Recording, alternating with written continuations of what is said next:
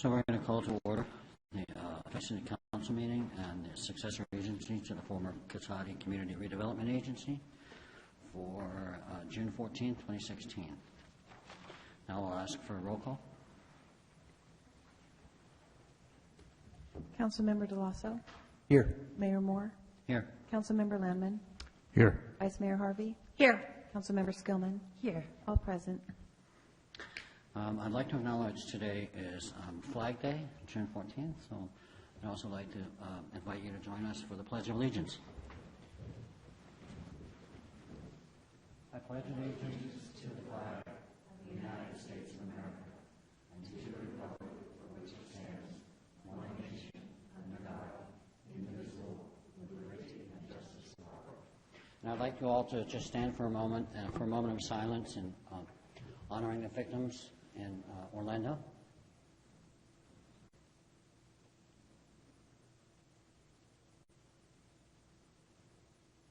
Thank you. Mr. Parrish? Can I speak on the Pledge of Allegiance, sir? No, you can save it till the end of the meeting on the non-agendized items where we capture. Right. I would like to insist that I speak now, but I respect your wish. Thank you very much. Now, if we could get an approval of the minutes. I'll move to approve. I'll second.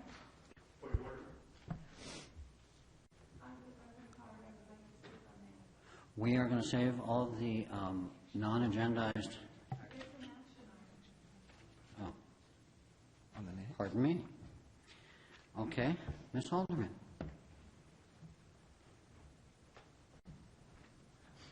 You illegally had the two budget meetings. They were down as council meetings. You had a quorum. You were subject to the Brown Act.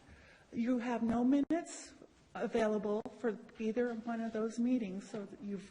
This is regarding the meeting of May. Excuse me, I am not finished. I'm asking you a question. Is this No, regarding the you meeting need of to May stop. 24th? No. Then it's not appropriate because you Yes, asked to talk on it this is appropriate because it's approval of minutes. of May 24th, 2016. Thank you. No, it's not. So we have a motion and a second on the floor. Do we have a vote? Aye. Aye. Aye. Thank you. Aye. We're going to go on to announcements. The City of Cotati special open office hours on Monday evenings from 5 to 7 p.m. by appointment in the Community Development Department at City Hall as part of its Cotati Open for Business program. This program provides personalized assistance and information to developers, current Cotati business owners, and those interested in starting a new business within the city. Roanoke Park Cotati Regional Library hosts events for all ages, including art exhibits, book clubs, and children's programs. All events are free and open to the public. For more information, call the library at 584-9121 or visit sonomalibrary.org.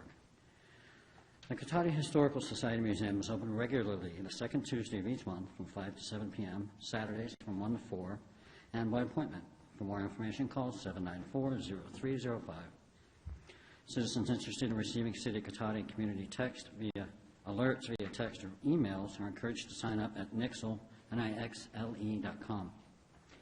The city offers a variety of recreational programs for all ages. See details on the web at cotaticity.org. And finally, save the date, Saturday, July 9th, for the Cotati Kids Day Parade and Festival. This free event is fun for all ages. See details at cotaticity.org. Now, I need approval of the final agenda. Any changes, Mr. Obid? There are no changes. I just would want to point out that we all, and in the back of the room for the public, have a couple corrections in the agenda. One is just correcting page orders with respect to the water shortage emergency condition item. This is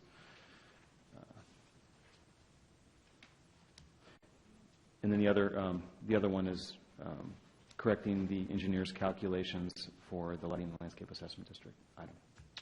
Thank you. We'll move on to citizens' business. Any member of the public wishing to speak to the council on any item listed on the consent calendar or any matter not listed on the agenda that are within the subject matter jurisdiction of the council may do so at this time. Pursuant to the Brown Act, the council is not allowed to consider issues or take action on any item not listed on the agenda during this period. Pursuant to City Council Policy 2016-01, comments of any member of the public are normally restricted to a total of 3 minutes in length per person for matters not on the agenda, and a total of 3 minutes per person in length for any and all items on the consent calendar. Now I'll open it up to citizens' business. Mr. Barrett?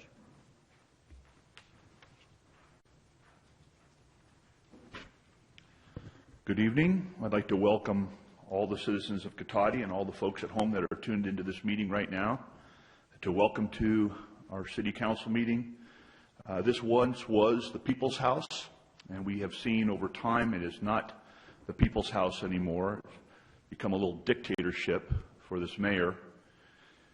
Quite frightening, actually. My name is George Barrett. I'm a former city councilman here in Cotati. As far as I can tell, the last honest city council member, opposed to these bought and sold city council members we see here who have their hands out to everybody for donations and so forth. So I want the public and the council to recognize how empty the room is here tonight, once again. A very poor turnout. Over 20 years coming to these meetings, how many times I've heard the council say, you know, we need to increase public participation in these meetings. We really need to. And you guys have done a terrible, terrible, dismal job. There's been no outreach to the public to increase public participation, to improve the body politic, to give you the kind of feedback and support that you deserve. Maybe you're not deserving because you haven't done a darn thing. Sure, you make excuses that it's summertime and it's vacation time. Then holiday season comes around and it's the holidays, people aren't going to show up. Then it's springtime and it's taxes and people don't want to come out to the meetings. Just shameful. A town of this size has this much of a lack of participation in our process.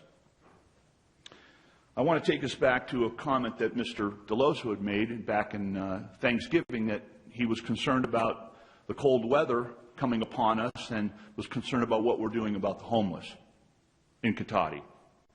And I brought this question back up a few times without getting a satisfactory answer from anybody. What are we doing about the homeless? Because now it's June, and we haven't done a darn thing for the homeless that have been out in the public, freezing, because this council failed to put this matter on the agenda. And what irks me the most, Councilman Deloso, is that the public here wanted to support your idea. It was a good idea, and I applaud you. It was your lack of follow-through and lack of leadership to actually put this on the agenda.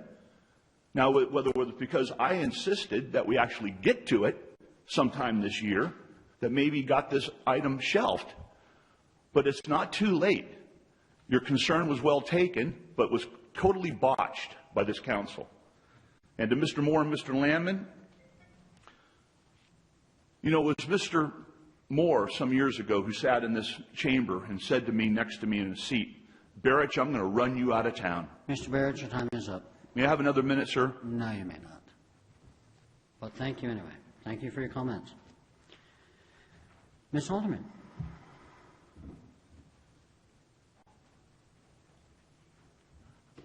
I would like to know when you guys are going to actually follow any laws. You didn't follow any with the situation next door. There was not a single building code followed for over a year and a half. You're breaking Brown Act rules right and left. The last meeting, you sat around a table and you discussed among yourselves and you put us in the back. If any of you had any integrity, you would have walked out of that meeting. None of you have any integrity, and you don't listen to us.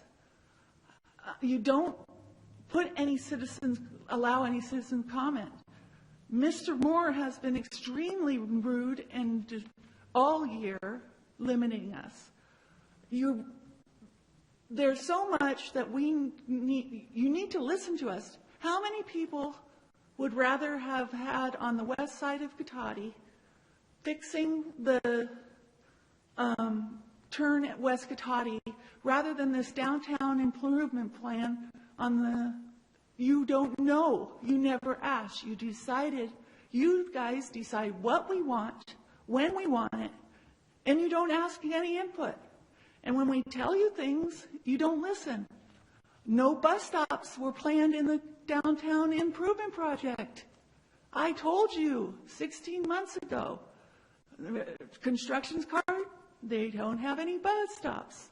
I looked. There still doesn't seem to be anybody that listens to us. You put things on the agenda, like the consent agenda, the thing with about the property behind Lowe's and the Caltrans one. That is not a routine consent item. That it has a lot to do with the west side of Cotati and the ability to do that turn. It has the whole north side of the turn. But you put it down, you've been loading up this agenda with consent items, and it's unfair to the public because we are illegally limited to 3 minutes on that. And you never have asked us a single thing. You just do and do and do, and when are you going to listen? And you never call back. You never email back. You all sit up there and you act like you're this wonderful council. When have you responded to anything I've said in the last 2 years? You routinely do not answer emails or do anything like that. Thank you. I would like 3 minutes for the consent item. Thank you. Okay. It's more on the consent calendar. We have been waiting for that West Cotati Avenue and 116 turn to be fixed since I was a kid, and it was number 3 on the 1998 general plan, and you still have no plans to fix it. It's dangerous. Yes, none of us want to die to be able to Caltrans to do it, but you make your priorities wrong. You put everything else before the safety of the citizens. That is a horrible place. And what this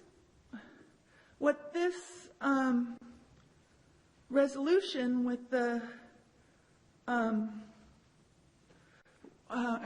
resolution with Caltrans to approve it is the third one. It's 6 years past the due date, and you're wanting to do it again and give preferential treatment to the developer of retail. And it seems from the plan I read that you only deal with the north side of the Gravenstein and not the south side with the turn. That's wrong, and it shouldn't be on the consent calendar. It's not routine. A lot of the things you have, you need to dive more into what you do instead of just lump them in and go ahead. Thank you. Thank you. Would anyone else like to comment on citizens' business or the consent calendar? At this time, I will close the citizens' business and the consent calendar comments.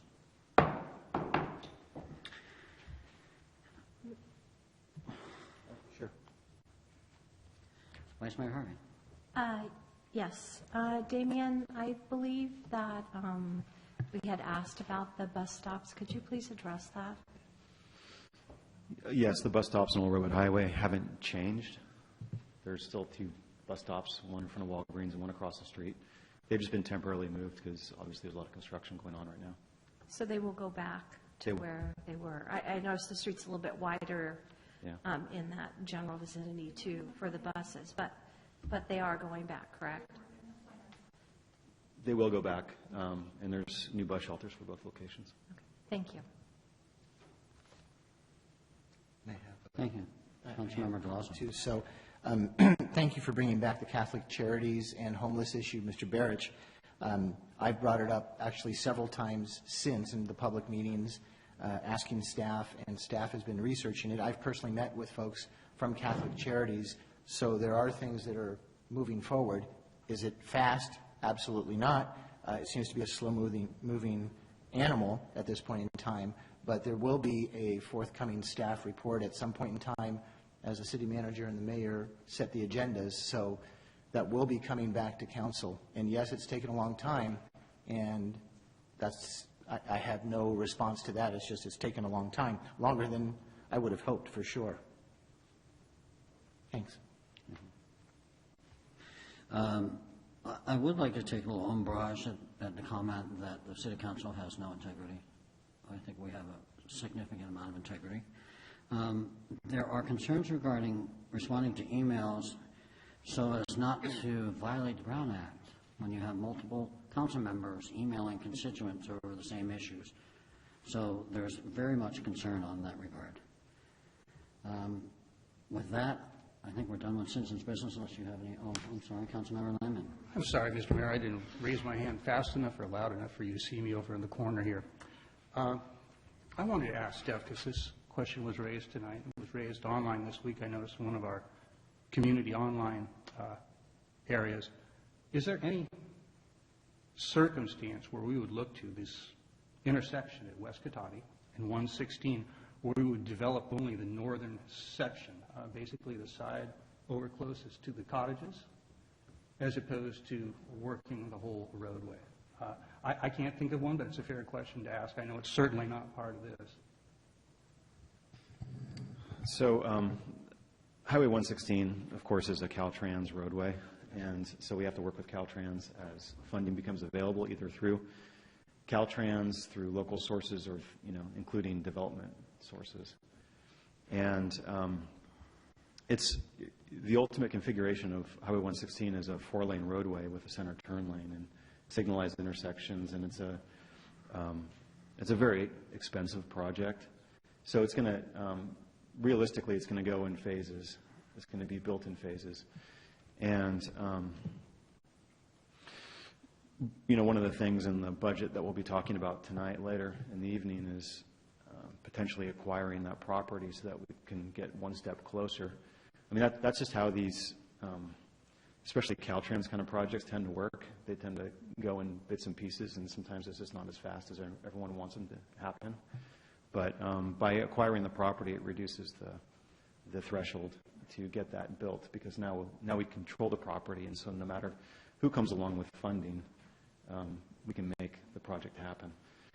And there is, depending on how the property is built out on the north side of 116, there is a potential interim scenario that wouldn't include realignment of West Cotati. But in the general plan, the ultimate build-out is realignment of West Cotati to a signalized intersection. But there would be no intersection built at West Cotati during an interim time. It would just be an entrance potentially to some new development on the north side. Would that be a better way of describing it? Yeah, I mean, so a potential interim condition is that there's a temporary signal closer to Redwood Drive just to serve. That was my assumption from the material and from the last few years of looking into this, but I just wanted to confirm, and I felt it was worth confirming for the public, because it's an understandable concern that I happen to live in the same neighborhood. Every time I turn there, like everybody lives there, we remember, keep your wheels pointed straight. Keep your eyes on that rear view mirror. We look forward to getting something done. And last, just general question for staff, because I think this is a general intent. If we were to boil down this development proposal, this agreement that was put together years ago just before the downturn, is not the general sense of it to have, when a good development project comes into that area, that pencils out, that they actually are able to float most of those improvements to bring those safety things so we can get this through Caltrans a little bit quicker? Would that be a fair way of summarizing the general intent of this? I think so. I mean, Caltrans is a large bureaucracy.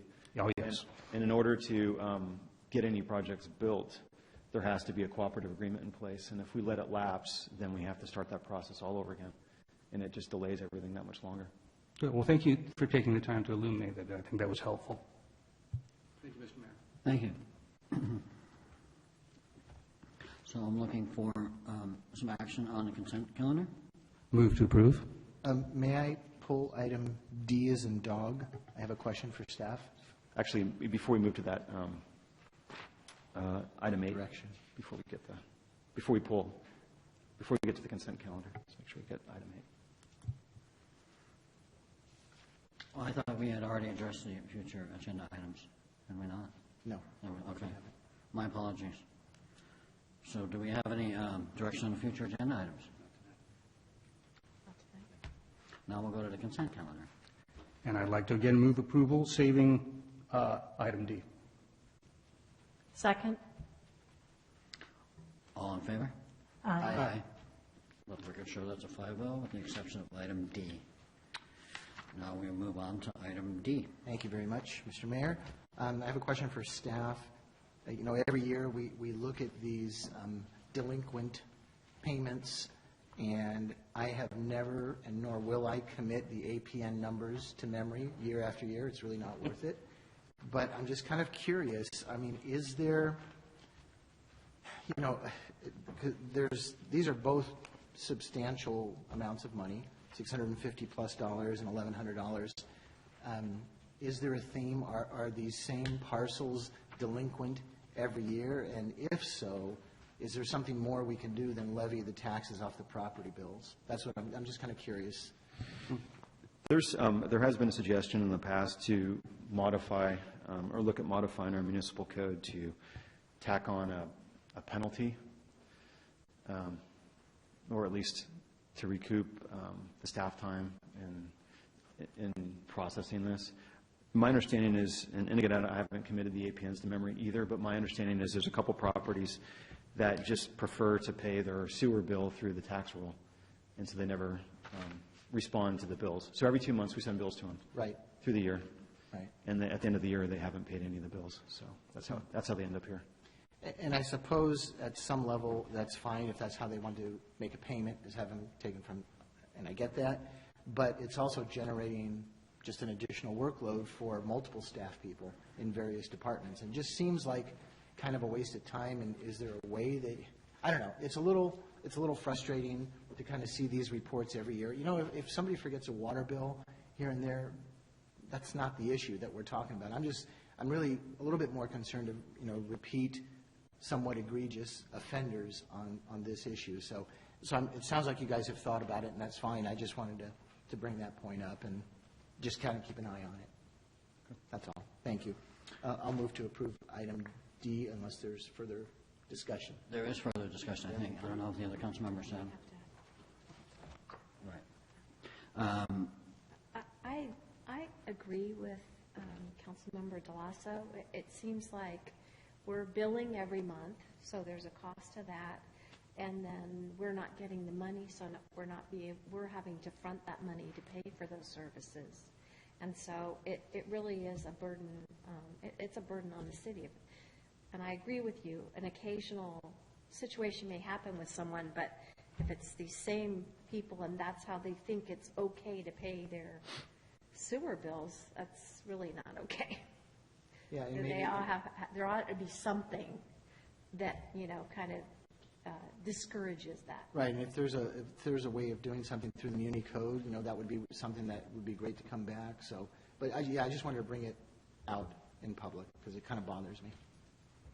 Yeah, I agree with you. I wouldn't mind seeing something come back. Just to clarify this, perhaps, as you mentioned, some folks prefer, perhaps it's more convenient, or for some tax reason that's not clear to me, it's easier to pay it on the tax rolls. Perhaps we could codify the public's or businesses' ability to do that, subject to notification. And if you don't notify, then I don't see the need personally for fines, but staff time might be not unreasonable. And that way it would give people the opportunity, if this is better for them, and would also relieve us of sending notices every month too, which might be a time saver.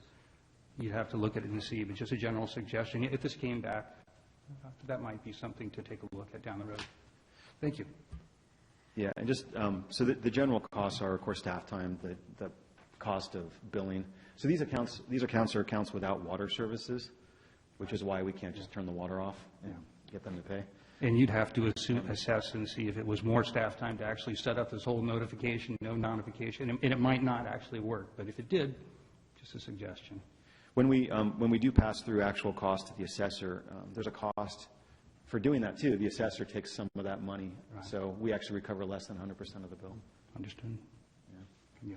So it's actually, in essence, a float on city tax money, you know, that they're using our money to make sure that that bill is floated until they're assessed it on a tax roll. Yes, ratepayer funds are. Yeah, I know we've talked about this several times over the past few years, so that might be something we might look at down the road. So now I'll open up the public comment on this particular item. If anyone has any public comment, I'll close public comment. Seeing none. I will go ahead and move to approve item D from the consent calendar. Second. All in favor? Aye. Well, record show that's 5-0.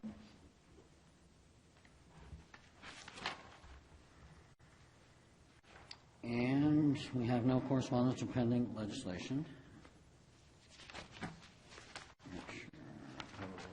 Oh, sorry. Okay, now we'll move on to the regular agenda. And item A, adoption of a resolution approving the fiscal year 2016-17 budget.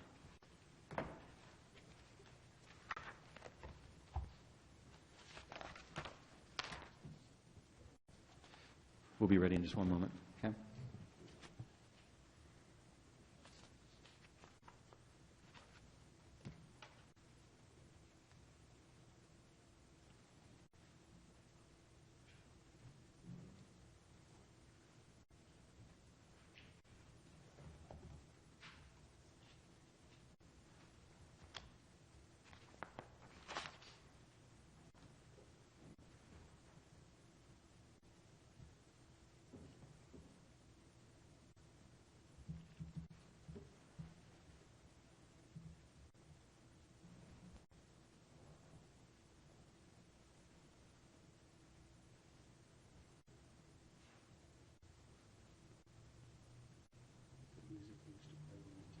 On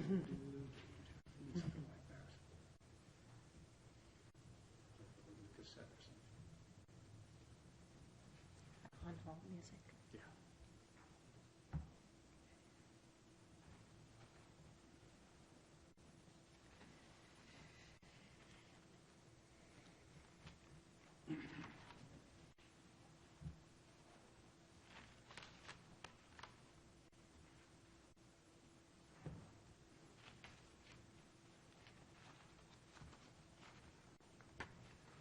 Well, I'd call a recess, but it's awfully early.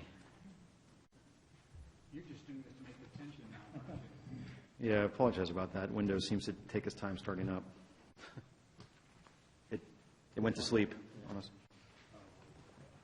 My next laptop's going to be a Mac.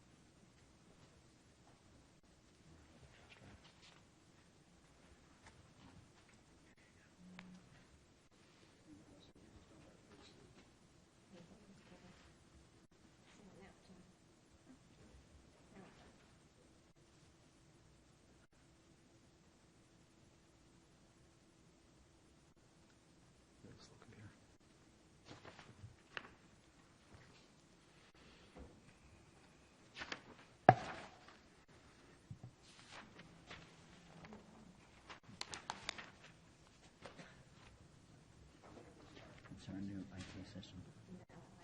It's our new IT system.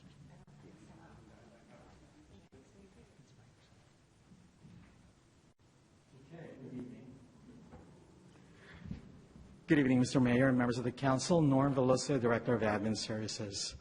On behalf of the entire city administration, I'm here to present tonight the proposed fiscal year 16-17 budget for the city of Cotati. Before I start off, I would like to give a short background on how we got to this point of presentation. Just a little background.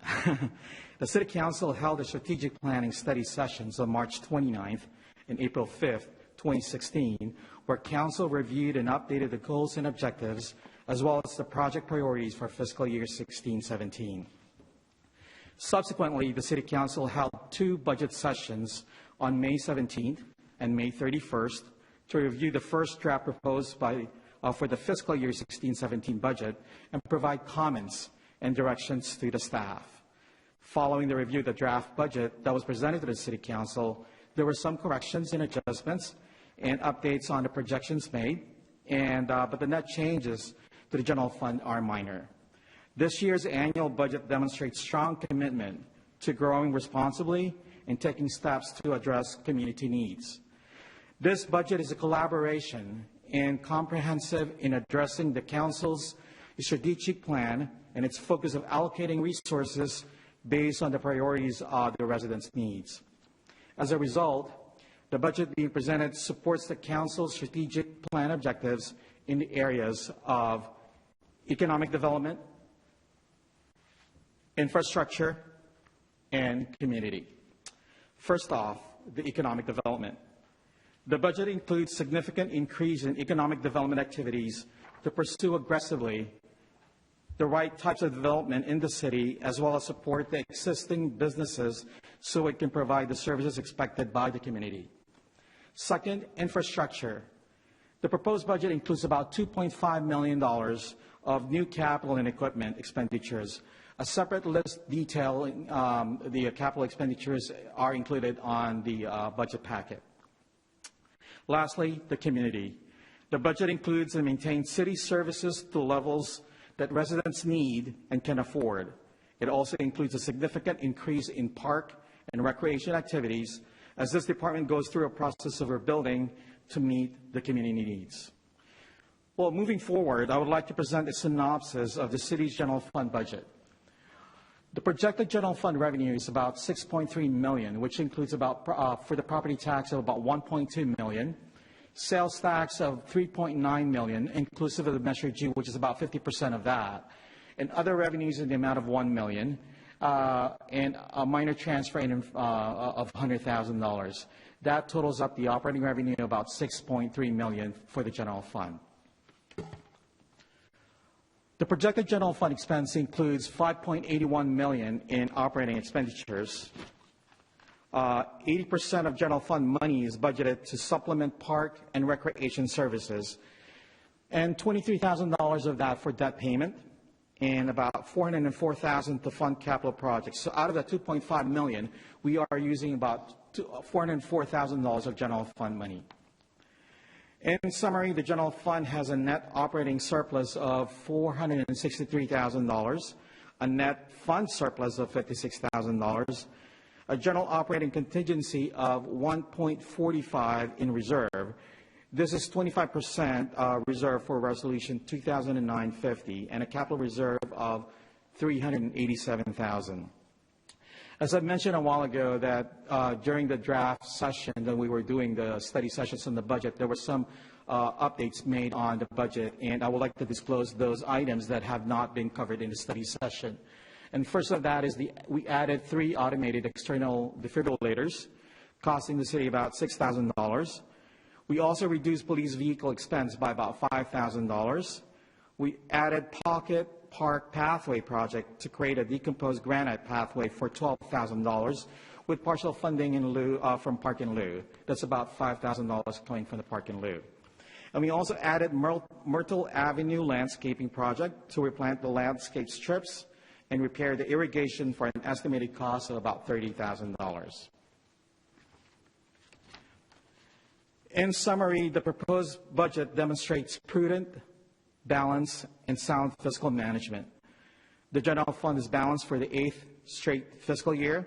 Except for the non-departmental and economic development, there was an intentional focus on reducing operational expenditures in all other general fund departments, which resulted to an average of about 9% expense reduction. Overall, the city continues to focus on managing expenses, operational efficiency, and leveraging grant dollars. The budget also continues to reflect prudent approach toward planning for unforeseen events, by exceeding the city's established 25% general fund operating reserve policy. This includes general contingency reserve of 25% of operating expenditures, equating to about $1.45 million, and capital reserve of about $386,000. It should also be noted that the budget established a special revenue fund 219 to administer the excess bond proceeds from bonds issued by the former redevelopment agency. These one-time funds are intended to be strategically invested to promote key economic development strategies in the city. And lastly, the proposed budget promotes transparency as it furthers the goals of the City Council to make information more accessible by creating clear budget formats, replacing the unsupported record systems, updating city websites, and by continuing community outreach. With that, I conclude the budget's presentation for the evening and welcome any comments or questions from the council. Thank you, Norm. We may have a few questions from the council, and I'll open it up to the public, and then we can come back and deliberate on that. Councilmember DeLasso. Great. Thank you. Thank you, Norm, and staff, your staff. You guys you did a great job with not only this budget, but a number of other procedures that have been put in place for, not only balancing our budget, so now, 8 years running. I know there's been some criticisms out there that, well, you can move monies around and make it look like it's a balanced budget, yet every year we get it certified by an independent source. So it's not us saying it's balanced, it's somebody else, which I think is really important. I think, and I could have totally misheard this, when you were talking about the excess bond proceeds fund, I'm not sure what number you used, but it's 219, correct? It's Fund 219, correct. Okay. Could have sworn I heard 216. 6 does not sound like 9. Don't know how that came out. But, it's a little disappointing we couldn't have put a little bit more into the, the fund reserve, and, things go up and down. I've seen some of the new businesses that have come in town. I've gone and eaten at, I think, all the new establishments, and they're all fantastic. So, I'm kind of really hoping there's some kind of optimistic upswing that's going on right now in the economy, at least at the local level. And with the possibilities of some new developments in town, I'm really keeping my fingers crossed because, tax measures are great, but they're short-term. Many cities in the county have gone to permanent tax increases, and we chose not to do that, which I think is wise, or at least we'll find out in 7 or 8 years how wise that decision was. But for now, we thought it was wise. But you can't just rely on that. We also have to rely on taxes being generated from local businesses. So, as we start to move forward with some of these projects, the hope is there that that'll be much more of a sustainable operation for us. So thank you for this. And like I say, I think I know there's not another city in Sonoma County that has 8 years in a row of a balanced budget. There's not. So thank you. And if I may add, best practice is actually to have a reserve about 16.27%, which equates to about 2 months of 12 months. And we are exceeding that. We are at 25% at a minimum for the general fund and 20% for the enterprise fund. So that's amazing. Vice Mayor Harvey? Again, great job, thank you. I do have a couple of little minor questions. They're probably just things I forgot, but I was noticing on the city council budget that our utilities seem to be pretty high. I thought that was interesting. I didn't quite understand why, and why everybody else seems to have an IT amount and we don't. I mean, I know we have technology, so I was a little curious about that. I don't know if you want to do them one at a time or you. I can quickly answer that. Perfect. So the utilities are actually reflecting the charges for the use of the iPads, and it's about $38-something, and it's about $2,000 in a year. So there was a spike a little bit on that particular cost. It's the data plan is considered a phone bill, and so it ends up in utilities. Oh, okay, that answers it a lot better. Okay, that's perfect. And then, on the flip side of that, the city manager's office has no IT and no utilities. So I thought that a little curious. It's like, you guys are special. We won't keep the office for him. I guess not. Take Yeah. away their technology. We know why you- there's nothing there. It's, there's a pre-existing allocation methodology that, that's been used, and Yeah, I thought it got divided up based upon the Yeah, we're- department, but yes. it's one of the things, actually, Norm and I had talked about, and actually the department heads had talked about coming up with updating our methodology for allocating costs. So you may see an update during the year Okay. on how that's allocated. So it's allocated in a more consistent way. Yeah, if I may add on that one, I think that's one of the goals, maybe this upcoming year, is to create some sort of a cost allocation process that has never been done in the city. So we'll be looking at all the utilities, we'll be looking at square footage and the use of the building and all that. This is something that is pretty common among big cities, but we have never applied that with the city. But we are looking into that. Yeah, not having the city manager's office charge the city council for their utilities, right? A couple other, my questions I found from our notes from our planning. I was curious in the economic development, in the contract services, we originally in the draft budget, there was a $35,000 amount, and now it's 89, and I couldn't reconcile what that difference was. So there was a contract service that was in community development it was related to the strategies around California tiger salamander, which is intended to, the strategy that we get out of that is intended for economic development purposes. So we felt that it's better captured in economic development because that's really what it is an activity. That's why it just moved from Okay. one department to another. Well, thank you. I thought I missed something. And, generally, this is great. I wish that we were able to put more funds into infrastructure, even more than we were. It's sad that we can't spend what we spent last year on the roads, because it was nice to be able to improve some more of the roads. So hopefully at some point we can figure out a strategy to be able to do a little bit more of that work, because I would hate to see our roads deteriorate. But great job, and it is very clear, and I appreciate it. Thank you. Councilmember Lemon. Thank you, Mr. Mayor. I think you started already to answer most of this, Mr. Velasco, but what I wanted to ask you about was the general contingency reserve, to talk a little bit about basic. I think you mentioned 16% is the average. I was going to ask you, first of all, with the average, and also what we're sitting at, 25%, $1.45 million. Correct. What sort of smoothing we can see, how long that could smooth operations over for us in terms of a downturn or any fiscal difficulty? Because you started to go there with the typical 16%. Right. Best practice recommends that the city or any agency would keep about 2 months out of the 12 months of operating expenditures to cover for that. So there will be a consistent operations and smooth operations of the type of the city or agency. And so far, because of our resolution 2009-50, we are above the best practice.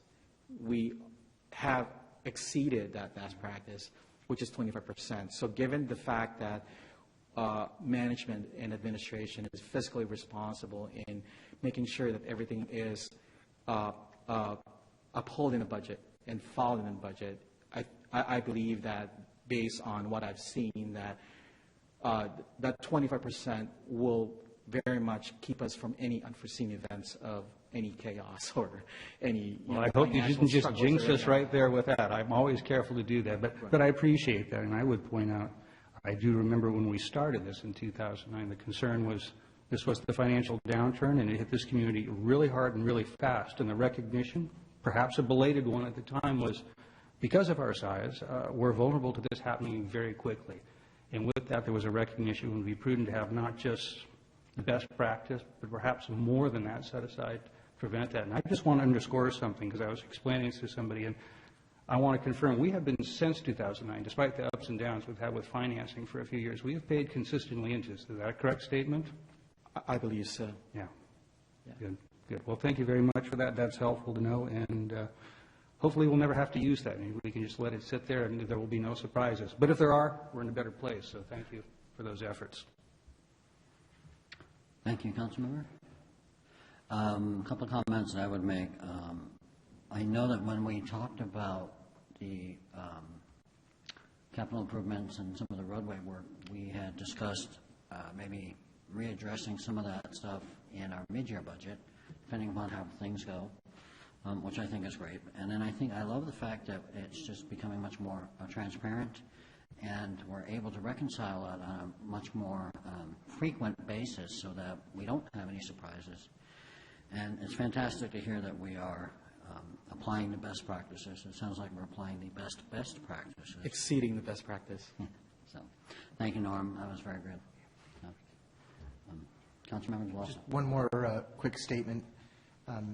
We had discussed it, I think it was at the second budget session, study session, that, and I thought staff would be doing this, not for this meeting, but in the very near future, putting together a prioritized list of projects should funding become available beyond what's programmed in the budget.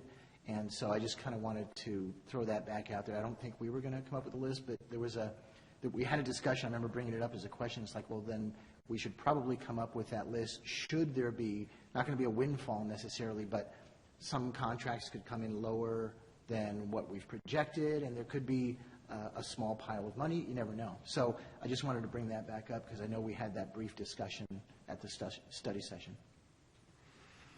And I do think it's great that overall, other than two funds, you have lowered the operating expenses by 9% across the board. That's very encouraging and shows fiscal restraint, and I appreciate that. So with that in mind, I will open up for a public comment. Ms. Alderman. That hand went up awfully fast.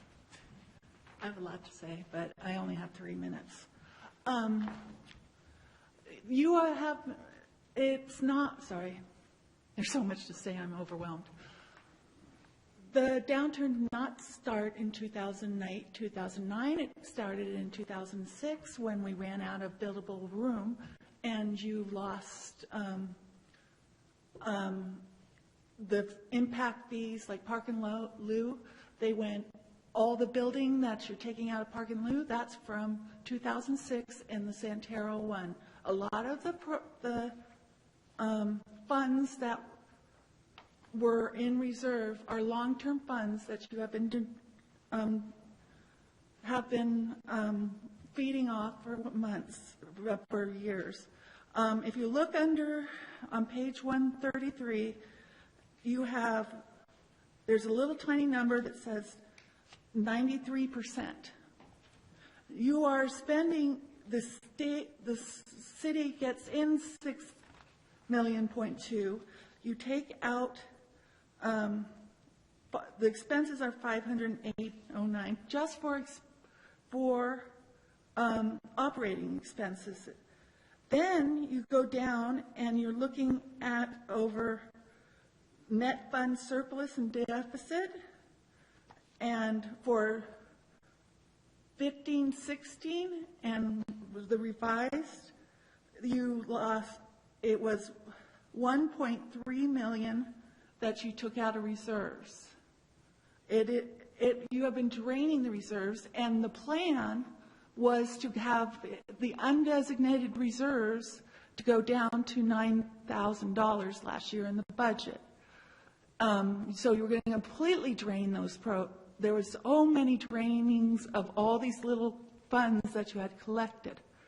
And so you're draining the funds that are, yes, you meet the 25%, but if you look back, you had $3 million earlier. Then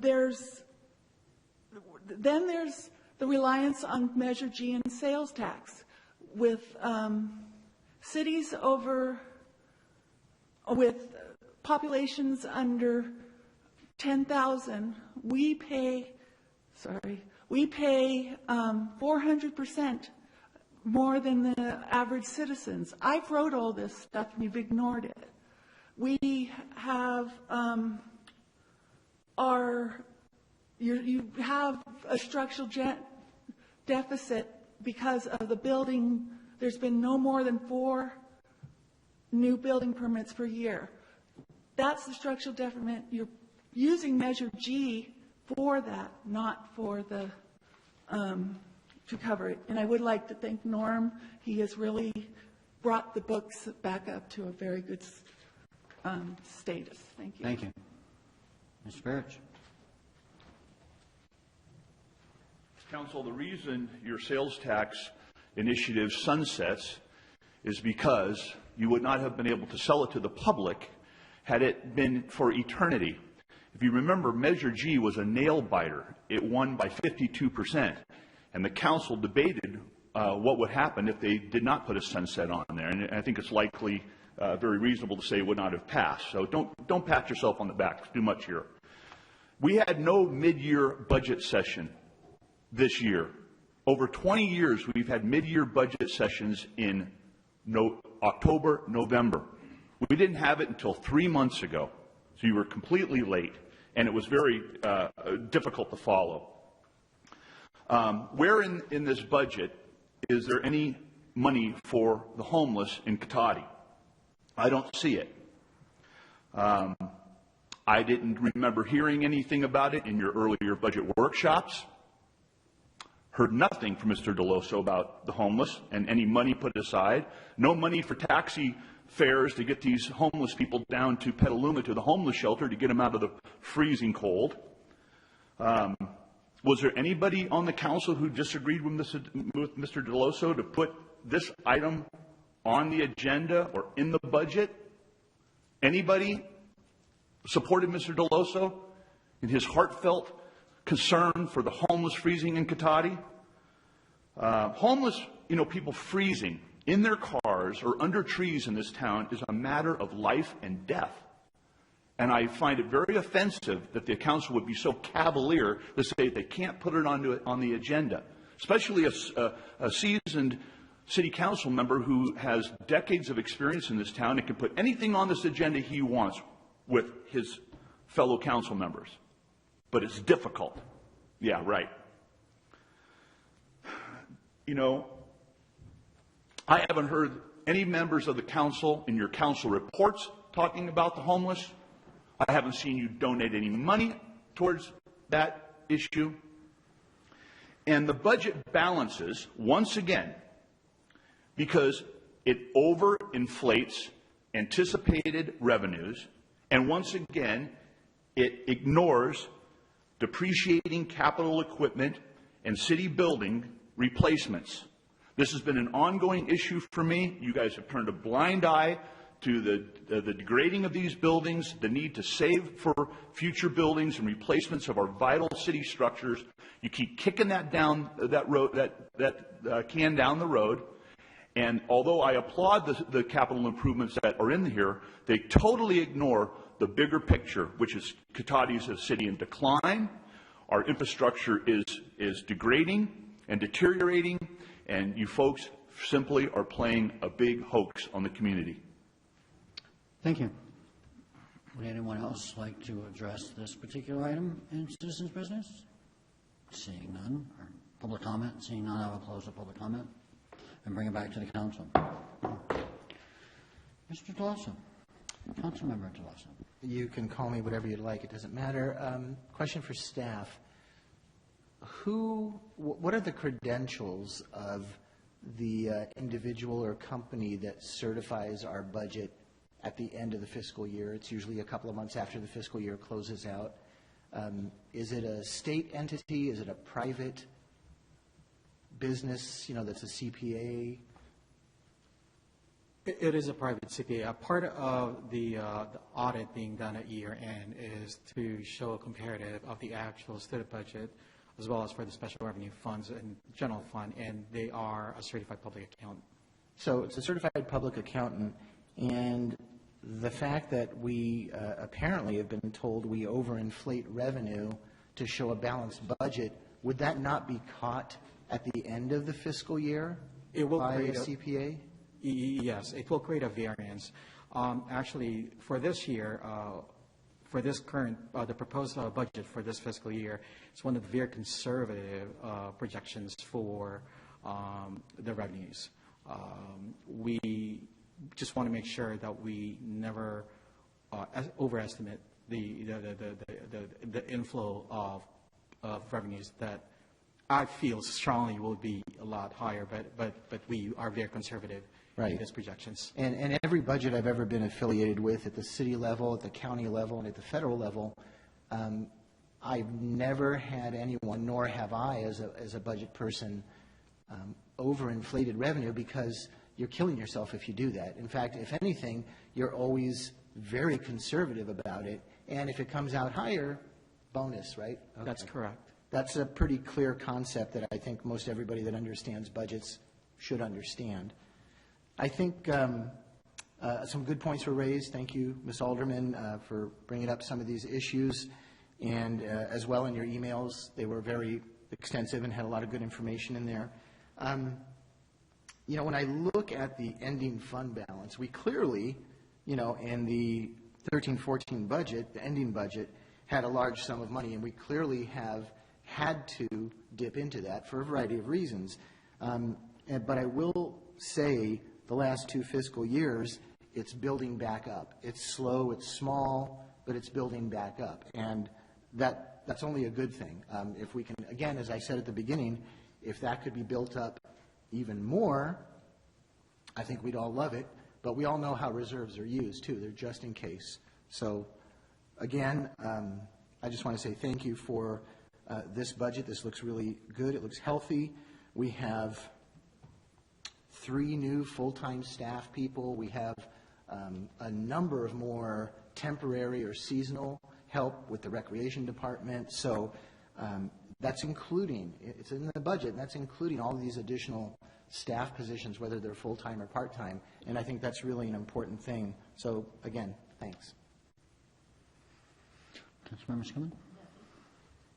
Councilmember Harvey, Vice Mayor Harvey. Well, just to tag on to what Councilmember Delasso said, part of the reason that Measure G, we looked at that was because at the rate that everything was going, it was not sustainable.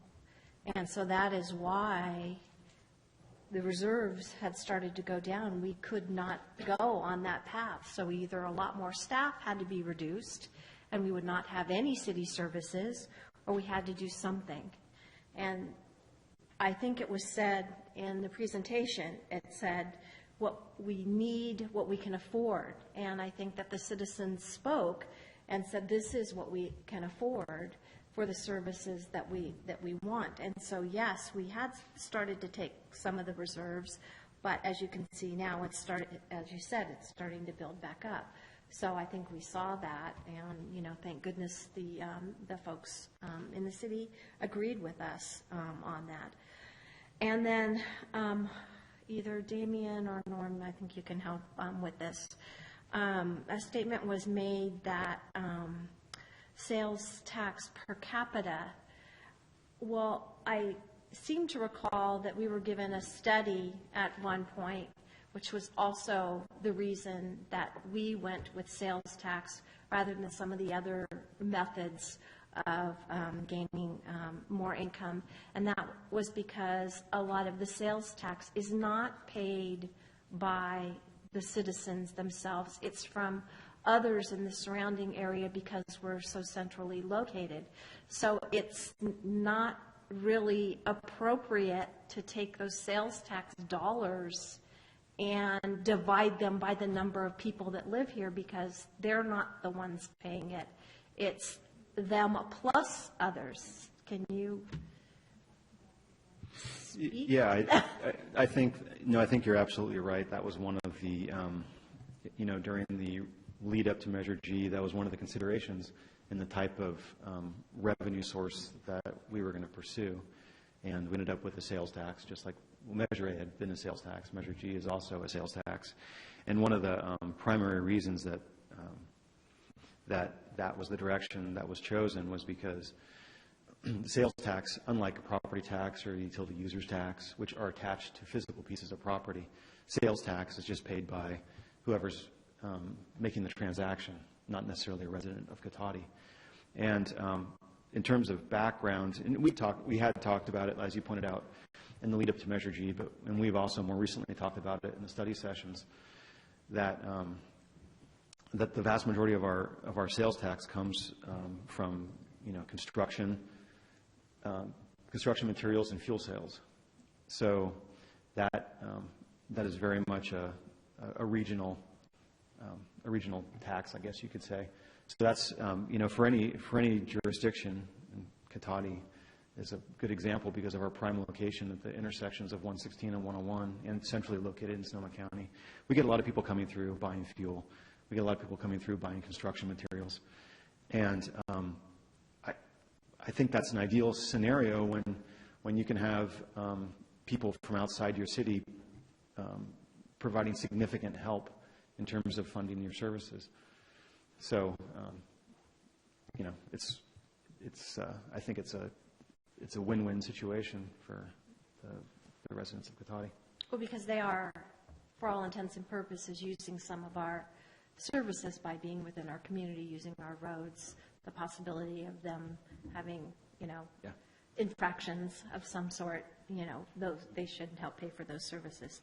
And the other comment that was made was about mid-year budget. I know this is something that I have felt pretty strongly about for many years, and it is my hope that now that we've switched to the new accounting system and all the new reports and all of that is behind us within this last year, that indeed we will be able to have mid-year reviews at mid-year so that we can see, where we're at.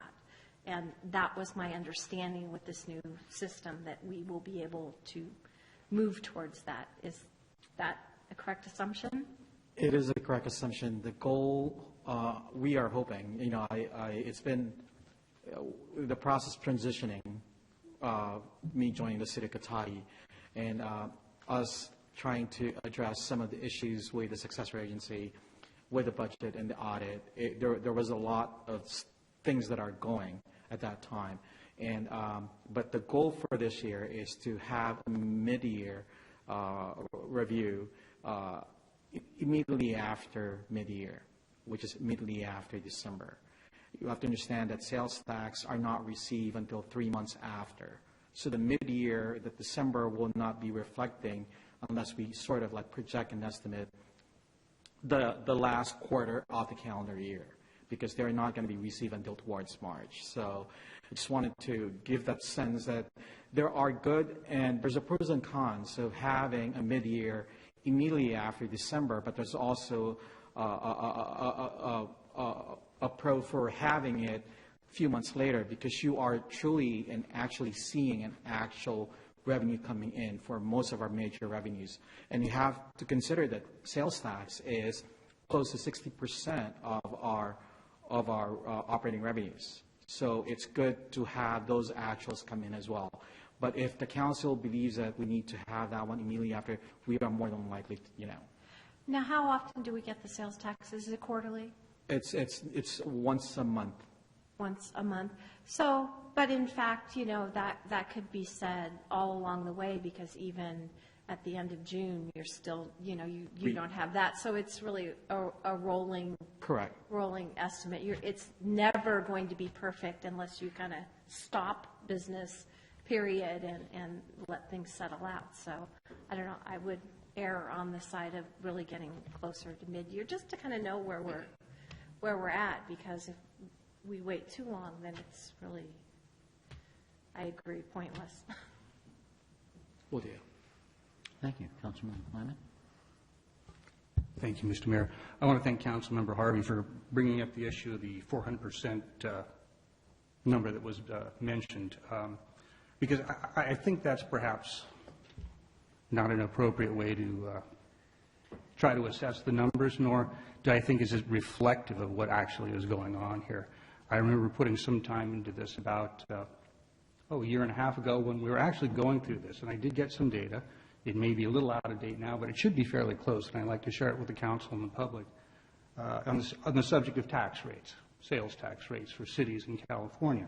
And the range, as you can imagine, is all over the place, but it basically ranges from 7.5 in a few locations up to some locations 10%. The average in that is 8.5. I can't tell you what the median is. It's probably not terribly too far either direction of that, I would think. Cotati and 4 other cities are at actually 9.25%, so we are not quite a full percent above the average. There are roughly 40-ish cities that are at 9.5, another 1/4% above where we are. And then there are 9 or 10 cities, I think 9 probably, that are at a full 10%. So I think that gives you an idea of what's going on and where we sit. So I do want to share that. And obviously, I think every individual will have to assess for themselves what the value of that benefit is. But I think if we look around, for most of us, it seems rather apparent. So with that, I wanted to ask staff a question. It was brought up, and it's always a valid concern.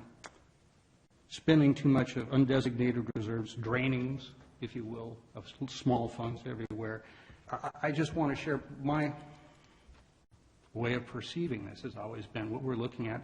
This is essentially the money we have to work with to do the things we need to do as a city.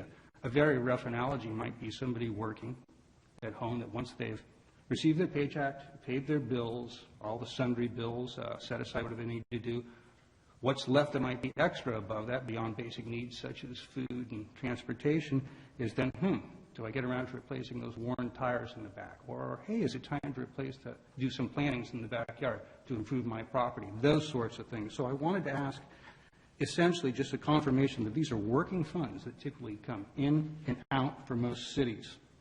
Would that be a fair way to describe that? It is. These funds have been accumulated for many, many years.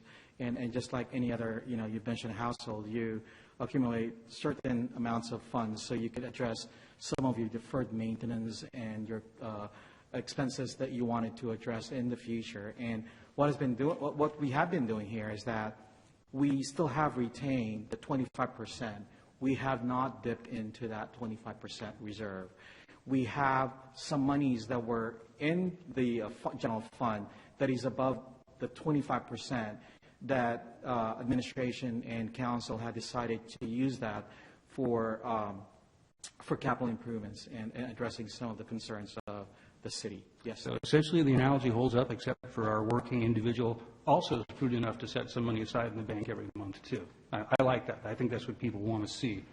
I'm just going to finish up my comments by saying, oh yeah, on this issue, it should be pointed out too, a lot of investment, particularly last year for these improvements, also have the benefit they had a lot of matching grants attached to them. And this is essentially an opportunity where we have money coming to benefit the citizens of Cotati, but we have to put up a certain amount to make that happen. And if you don't leverage the money from your reserves to do these projects, again, for the betterment of the community, you tend to lose that. Again, going for the simple working person analogy, which I seem to do a lot. I think it shows where I came from.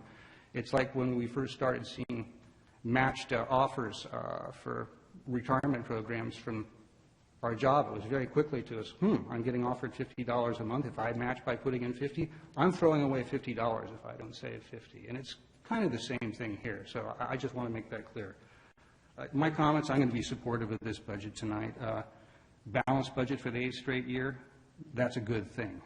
Overall reductions in most areas, roughly 9%, I believe you said.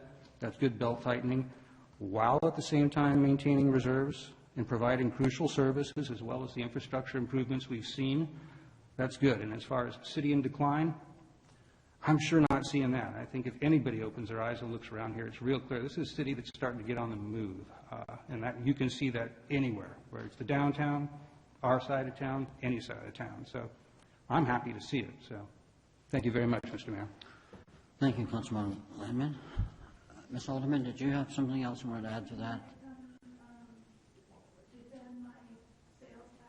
You have a moment to address the 400% comment that you made regarding the average citizens of Cotati. Yeah, they are, it seemed like you all wanted to discount this, but the sales tax at 400%, we are, yes, there are people coming in.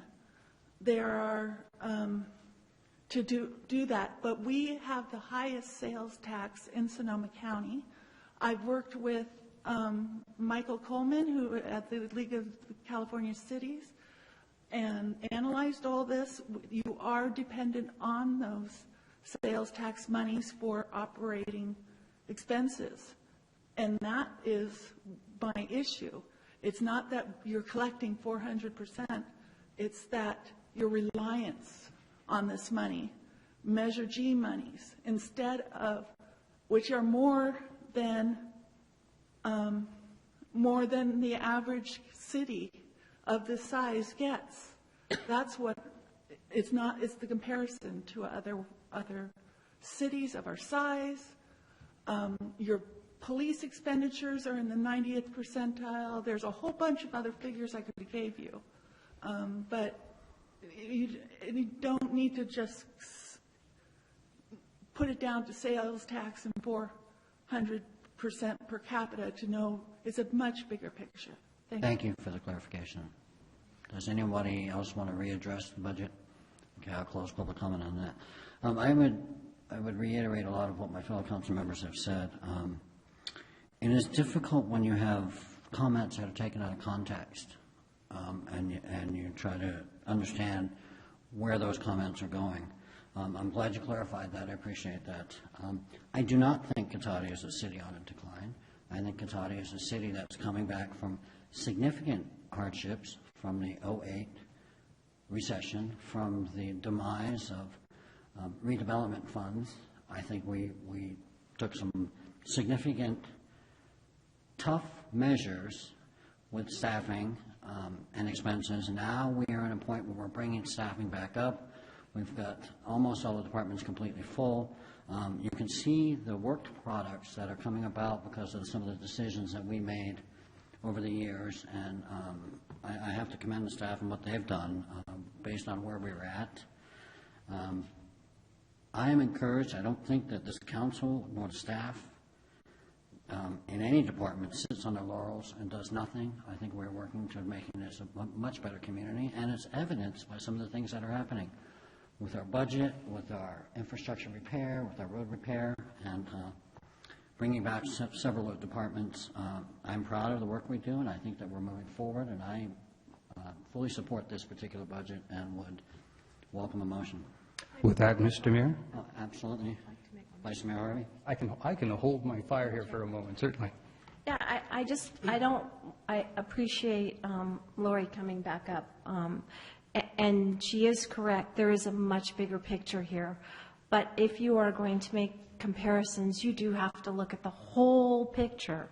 So some of these other cities, they have other taxes. They have utility users taxes, and they have a bunch of other taxes that they add on. So their revenue stream is different. So you have to try as best we can to compare apples and apples. We have chosen, yes, a sales tax, but again, when looking at what's best for our city and our citizens, that seemed to be the most prudent way for us to have a revenue stream that stayed here in Cotati, that the people in Cotati got the benefit of those, and it was at what people were comfortable paying for the services that they desire.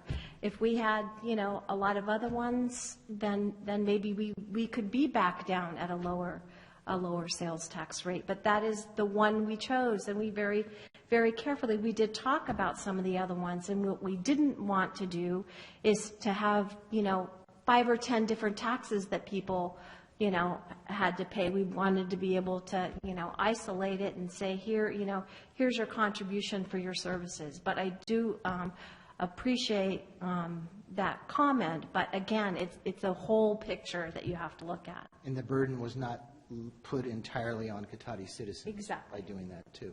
Yeah. Sorry. And I'm going to look around for just a second.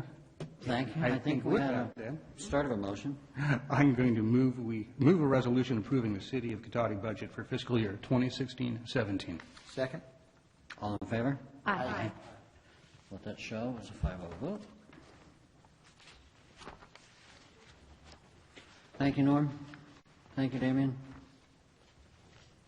the next in the hot seat.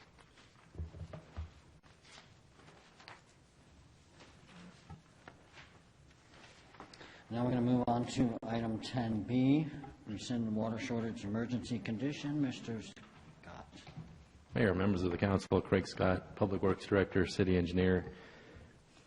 Back in 2014, due to the lack of rainfall, the governor of the state, he made a declaration, emergency proclamation for a drought statewide and for statewide restrictions in water use. Initially, it was 20%, then it went to 25%. And over the ensuing couple of years, he made, in response to the varying weather and the rainfall, made further declarations, and then the State Water Board amended the state water code a number of times with their emergency regulation.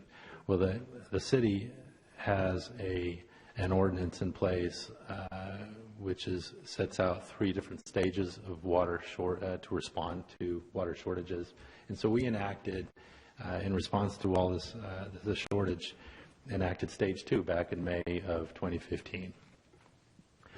Well, just this past month, the state board issued another revision to their drought declaration, which effectively lifts the shortage for the city. We are a small water utility, and the provisions of the code that apply to us were changed from restrictions of either or,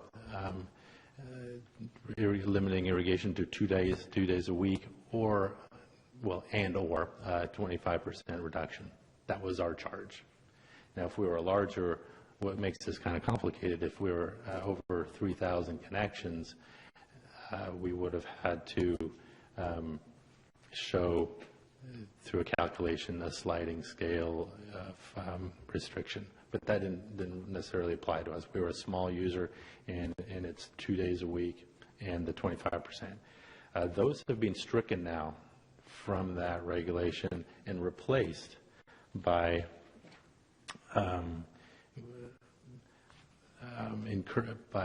2 things. One is simply to notify our customers when we're aware of potentially aware of information of a customer side leak. That's one. And then the second one actually is the same as what was in there before, is just annually report to the state of our production numbers. And so coupled with the Sonoma County Water Agency crunching the numbers and showing us that the reservoirs are at or above normal levels, and due to an above average rainfall year, it's the staff's recommendation to go ahead and rescind the shortage rate condition. And so how that takes effect is basically rescinding the resolution we did back in May of 2015 that declared the emergency. So we're just going to rescind, recommending rescinding that resolution, and then going back to a normal condition. And so this is, a fair question is, well, what's everybody else doing in our region? And we're right kind of in the middle. All of the contractors, water agency contractors, are rescinding their water shortages. And most of the, half of them have done it already, and I think Santa Rosa is doing it tonight. Is considering that item as we are.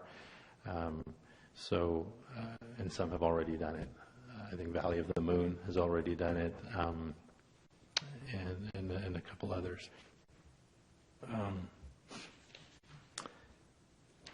I think it's important to recognize at this point the incredible sacrifice that the customers of the city have made over the last couple of years in achieving the emergency reductions, going above and beyond sort of normal standard of living practices, behaviors. And We do want to emphasize, though, that our culture here and our programs emphasize a long-term sustainable drought effort, and that's reflected in our extensive water conservation program, rebate incentive programs that we have.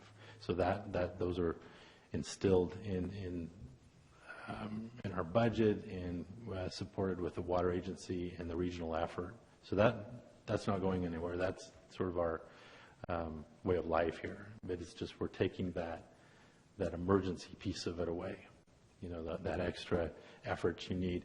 And a good sort of argument for this is that to keep the emergency tools that we have relevant, we need to respond accordingly and rescind it when the conditions change, so that we have those tools in case those conditions return. And this, I just wanted to finish. A second piece of the regulation, which is almost a footnote, is the regulation adds end user prohibitions. So the city in its code has water waste prohibitions. You can't wash your car or the sidewalk. You can't wash your car without a positive nozzle. Other sort of water waste, letting irrigation water run off onto the sidewalk and into the street. They've added at restaurants, the customers have to request water. Now that was before only something in emergencies. Now it's all the time. And then there's a couple others that you can look at in the staff report and in the emergency regulation. The way we're going to handle that is just include those prohibitions in public outreach materials that we prepare, because it is part of the California Water Code and it applies. Financially, we're not expecting, it was such a long period of time where we were under the shortage condition. We're not expecting demands to sharply rebound. These behaviors are pretty much instilled in us. There might be a gradual kind of rebound, but for financial reasons, we've been conservative and just had level demands. So at that point, that concludes my presentation. I'd be happy to respond to any questions you may have. Thank you, Mr. Scott. We'll start down here. Councilmember Lamont? No questions right now, Mr. Mayor. I might have a comment later. Thank you. Vice Mayor No Rose. questions. Councilmember Delosa? Oh, thank you very much. So I'm always a little hesitant. Once there's been a positive behavioral change, more people that may not have been aware of water conservation efforts, maybe now they're doing it for a variety of reasons. Is this, and the programs that we still offer, the Cash for Grass, et cetera, is this I think personally it's a great topic for the next e-newsletter that would go out to citizens. And I'm just wondering the timing on that. Even if the newsletter is not coming out for a month or so, I think the timing would still be a really good thing. And to sort of thank Cotati citizens for the conservation efforts they've made, but to also remind them and maybe put the link to the website of water conservation measures. We do still offer these programs, if you kind of want to go the next step. So I didn't know if you were thinking about doing something like that in our next newsletter. I certainly think that's topical. Yeah. Yes. We're just starting to put that together now. It's going to go out at the end of the month. Okay, so it might be good timing just to do something like that. I think it'd be a good idea. Thanks. That's it? Councilmember Skillman? Thank you. I just wanted to check as well, and I think you touched on this, that even though we had put the 25% in place, the citizens of Cotati really actually went above and beyond that number consistently. So I just wanted to double check that my recollection of that was correct. And that is correct. The city exceeded it for the entire duration. Okay. So I'm really impressed by the citizens of Cotati for being able to step up and do that. And I think it's great to emphasize the programs that are still available, and that's a very good idea. So let's not all start taking twice as long showers or anything. Let's try to keep going where we were going, and in the long term, we'll all be happier. Thanks. Vice Mayor Harvey. That sparked a question. So with the new meters, residents can do a lot more checking on their water, right? Is that? We have the features to do that. It's in the rollout of this new, all these new tools we have. Okay. So we have data being sent back to us from 2,500 approximately meters, of our meters out there. And in addition to that, we have leak sensors on the distribution system. So we're getting a ton of information coming back to us, and software that we just had training on to parse through all that data and make sense out of it. So that is definitely a huge tool that we have, and gives us leverage over finding leaks immediately. Already we've had early successes, and that, I mean, this is the next agenda item, so I don't want to get into it too deeply, but yes, that feeds right into the regulation that calls for identifying these leaks soon, and so that they can be repaired. And where I was headed with that is, if we are going to put out any kind of a newsletter on stuff, if there are capabilities that are available to those that have the new meters, it might be worthwhile to also let them know what those capabilities are. And I'm sorry I didn't address your question directly. That tool is available technologically wise. I mean, the technology is there, the software. There's a lot of vendors offering that to us right now. It's a lot for us to take on to ramp it up to full throttle immediately. We want to have the software tools that are available on the city side get you get used to using those, and then take a look at offering that service to our customers. So it's down the road. It's just it's incremental, let's say. That's okay. Thank you. Okay. No other questions? I don't have any questions. I might have some comments at the end. At this point, I will open it up for public comment. Mr. Burrich? Council, it's not to everyone's benefit to conserve water into eternity if it really hurts. And that's the real issue here, is if it really hurts. It's not good for everybody. And I want to thank the staff. I think the staff did an excellent report tonight. But the fact is that, indeed, the community went through a lot of discomfort and extra effort and extra expense to reach those 25% reduction marks. It was a public-private partnership. We partnered up with the city to reach those goals. But it wasn't easy for everybody. For some people, it was easier than for others, people without families and things like that. But the fact is, there was a lot of pain. There were people who didn't flush, often enough. They didn't wash their clothes as often as they wanted to. They didn't shower as much as they wanted to. Some people went down to the gym and showered to try to reach those goals.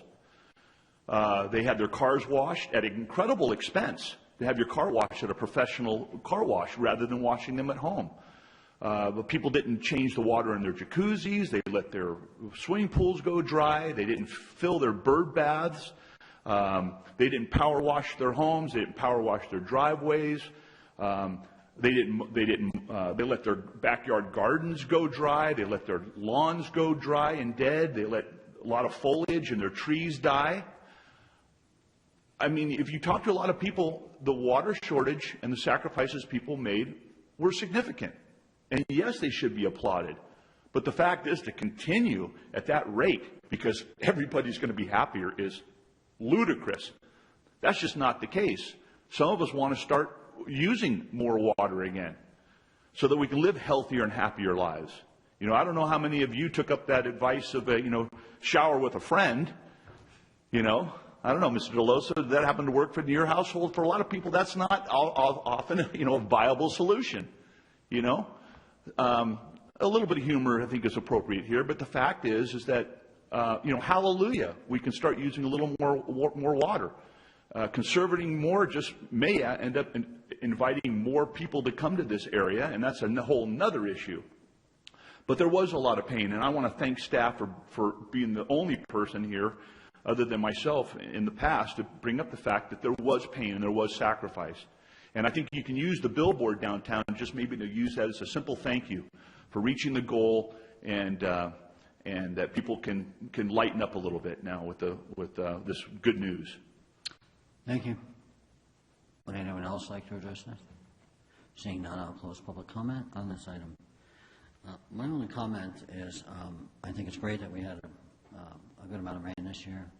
I think of the term when we talk about mandatory water restrictions, that now that we do have some water available, that it's good not to keep those mandatory restrictions in place, because we don't, as somebody once said, we don't want to cry wolf all the time. And I do have faith in our community and what they've done and the sacrifices that they did make and conserving above our goals, and seeing a lot of people going to the dry scapes so that they didn't have to worry about watering lawns, et cetera. So I'm not too worried about too much of a bounce back. And again, if we need to, we'll have to readdress that. So unless there's any other comments, I would certainly entertain a motion. Councilmember Landman. I'd be happy to give you a motion. I just wanted to say, I do think we continue to have an ongoing concern with water, one that we really would be foolish to ignore, but at the same time, I think we have to recognize state board regulations, and their definition are what they are, and it would be inappropriate not to recognize that.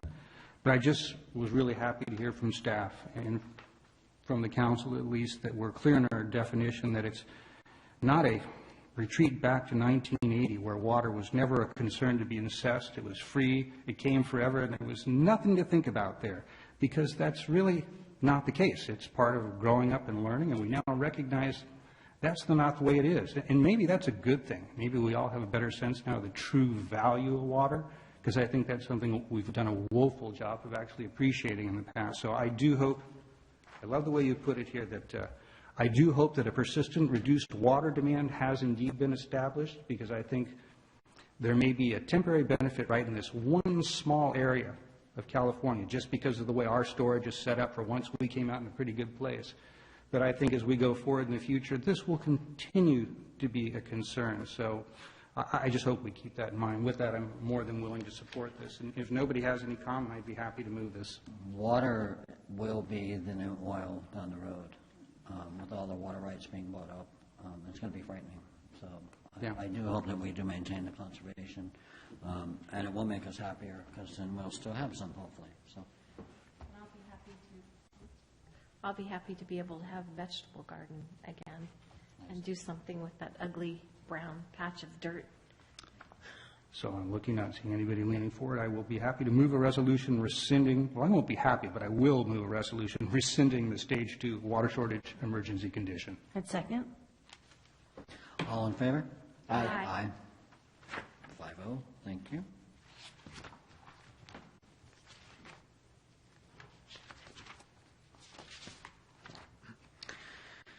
And now we will move on to regular agenda item number C, approval of Amendment 3 to the Performance Contracting Agreement for Energy Efficiency and Water Metering Upgrades, and acceptance of the Energy Efficiency and Water Meter Upgrades Project as being substantially complete.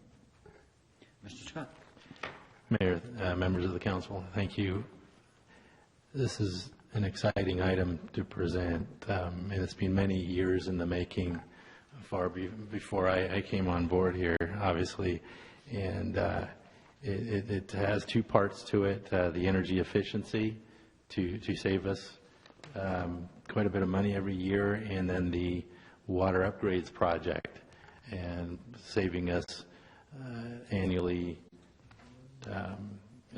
quite a sum through reducing water leaks and increasing the efficiency of the meters out there.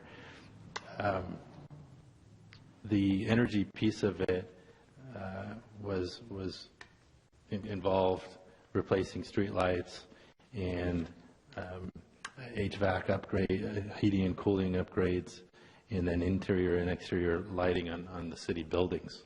And so that was all wrapped up towards the end of last year. And if you remember, back in January, staff came before you with an amendment to a performance contract agreement to reconcile up the projected number of fixtures to what was actually done. And that was important in the performance agreement because the contractor has to prove up that those savings are real. And both of these components have a piece of it after the work is being completed, which is the guarantee warranty period to come back and prove out those savings. So with the energy piece of it, the city still needs to, although it has been completed, to officially accept completion of that piece of the project. And then more recently, the water meter upgrade project has been completed, and that has a lot of parts to it, not only the replacement of the older meters, but retrofitting the 10-year and younger meters out there, for lack of a better term. And so that was quite an effort to replace those meters. They all come into a collector system that send the signals to a place that the city can then gather them. These signals are coming in every 5 minutes from every single meter. And then there's the software and the training on that software for city staff, the billing staff, engineering, public works staff, to use this tool to see irregularities, thefts, tampering with our meters, as well as potential leaks on the customer side and potential leaks on our side. I mean, it's mind-boggling how much information and the leverage now that we have on our system. The savings, kind of a review for the water piece of it, is $54,000 a year, and the annual energy savings is $21,000, growing to about $27,000 every year. And so that's reducing our fixed cost of operating, essentially. We're going to reap the benefits of that every year. On the water side of things, we have an increased number of meters that were actually installed compared to what was projected, and it's 140 meters.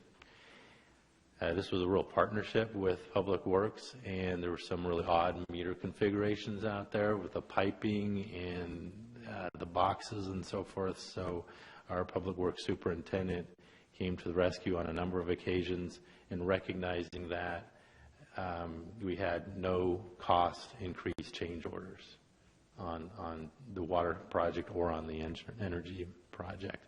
So the cost that we projected that it would be to install, that's what it came in at. So we're looking for Amendment 3 to the performance contract agreement, and this is to replace the table in that agreement with the actual number of meters that were installed, and then also to accept as complete both the energy project and the water project, and that will allow us to move into the warranty guarantee piece of the agreement, and ultimately leading to the truing out a year from now of the savings.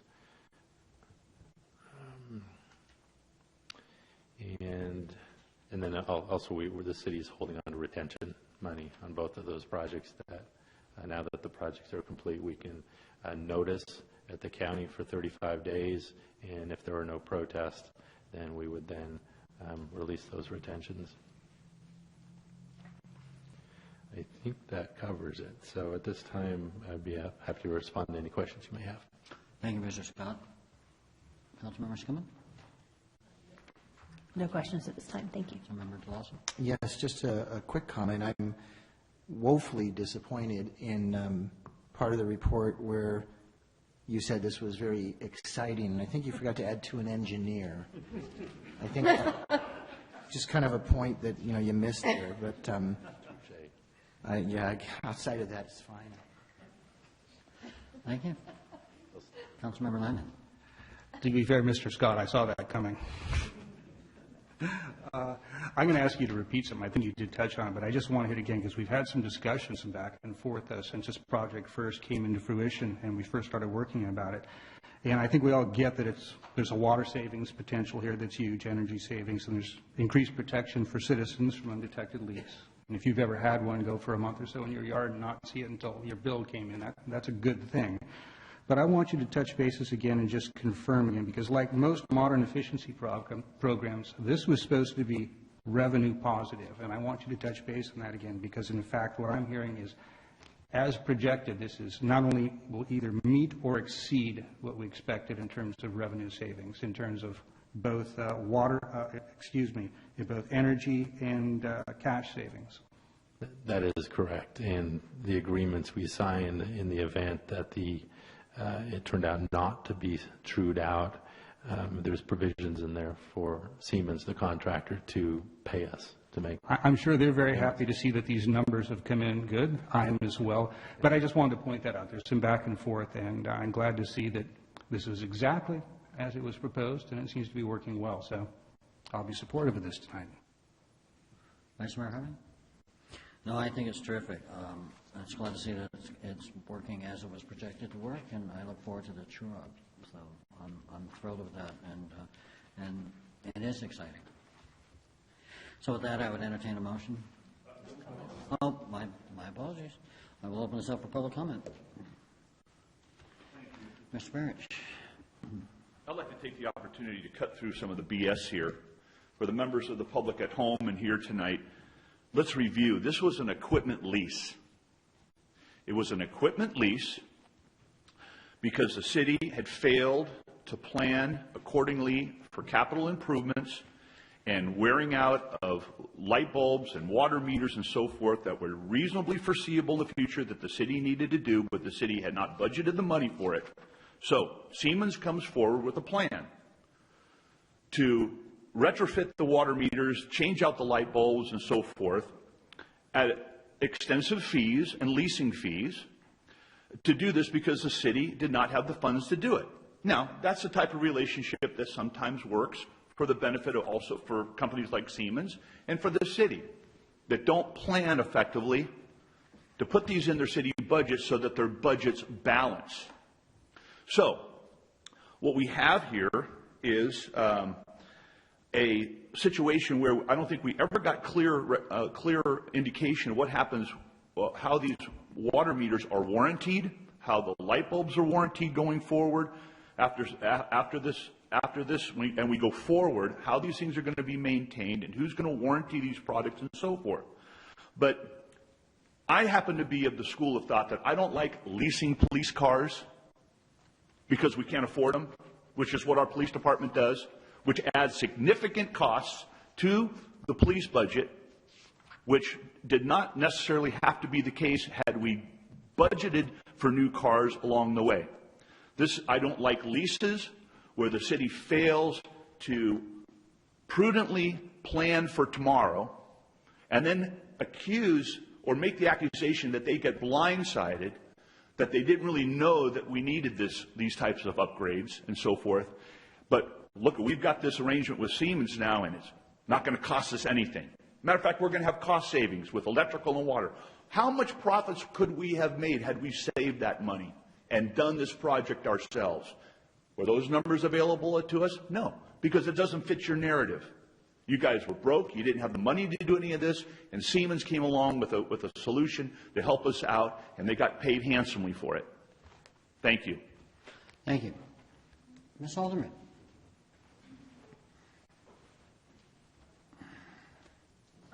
I wanted to say that my understanding of the meter budget was that it was a a fund transfer and a loan between the water and that, but it didn't look like that there had even been payments been made on the water meters. I'm not sure if that's true, but it's not something, this isn't something to celebrate. This is something, we've put ourselves, these are expensive, it's expensive proposition. It's something like 1.4 million or something. It's just something to think about in a different way, that it is 1.4 or something that hasn't been paid for yet. Okay, thanks. Thank you. Anyone else want to address public comment on this? Seeing none, I'll close public comment. Bring it back to the council.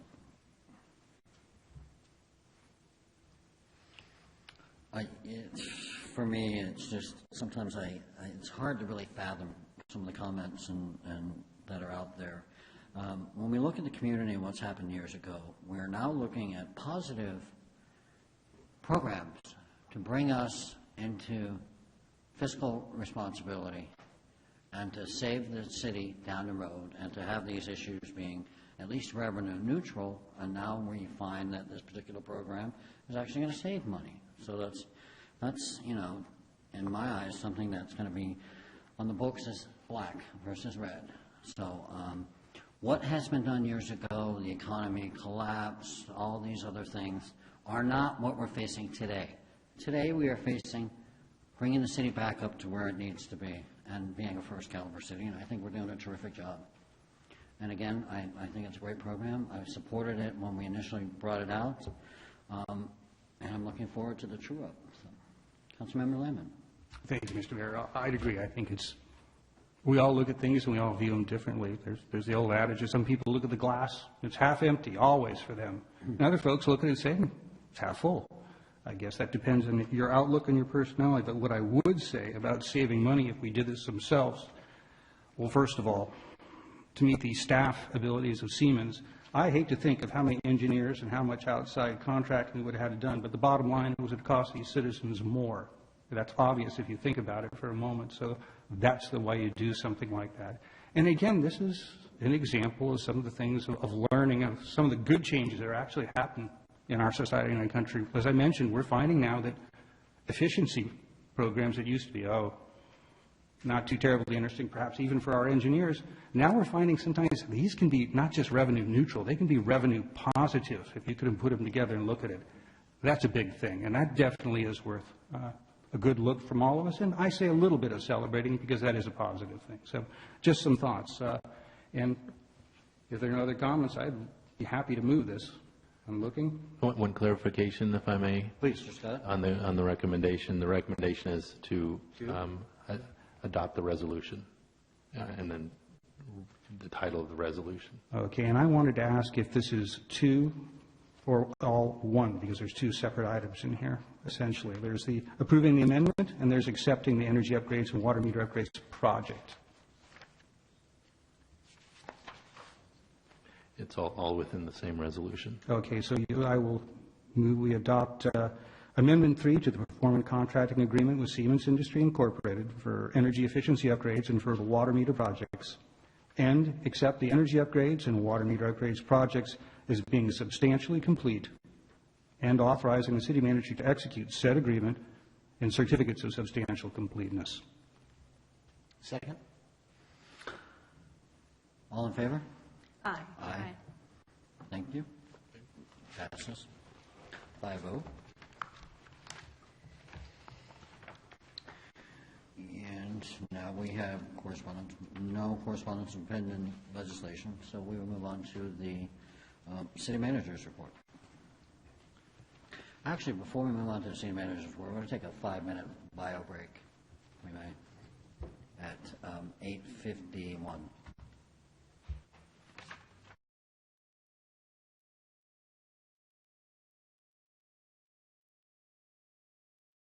We're reconvening at 8:58, and we will move on to the city manager's report. Mr. Obeid.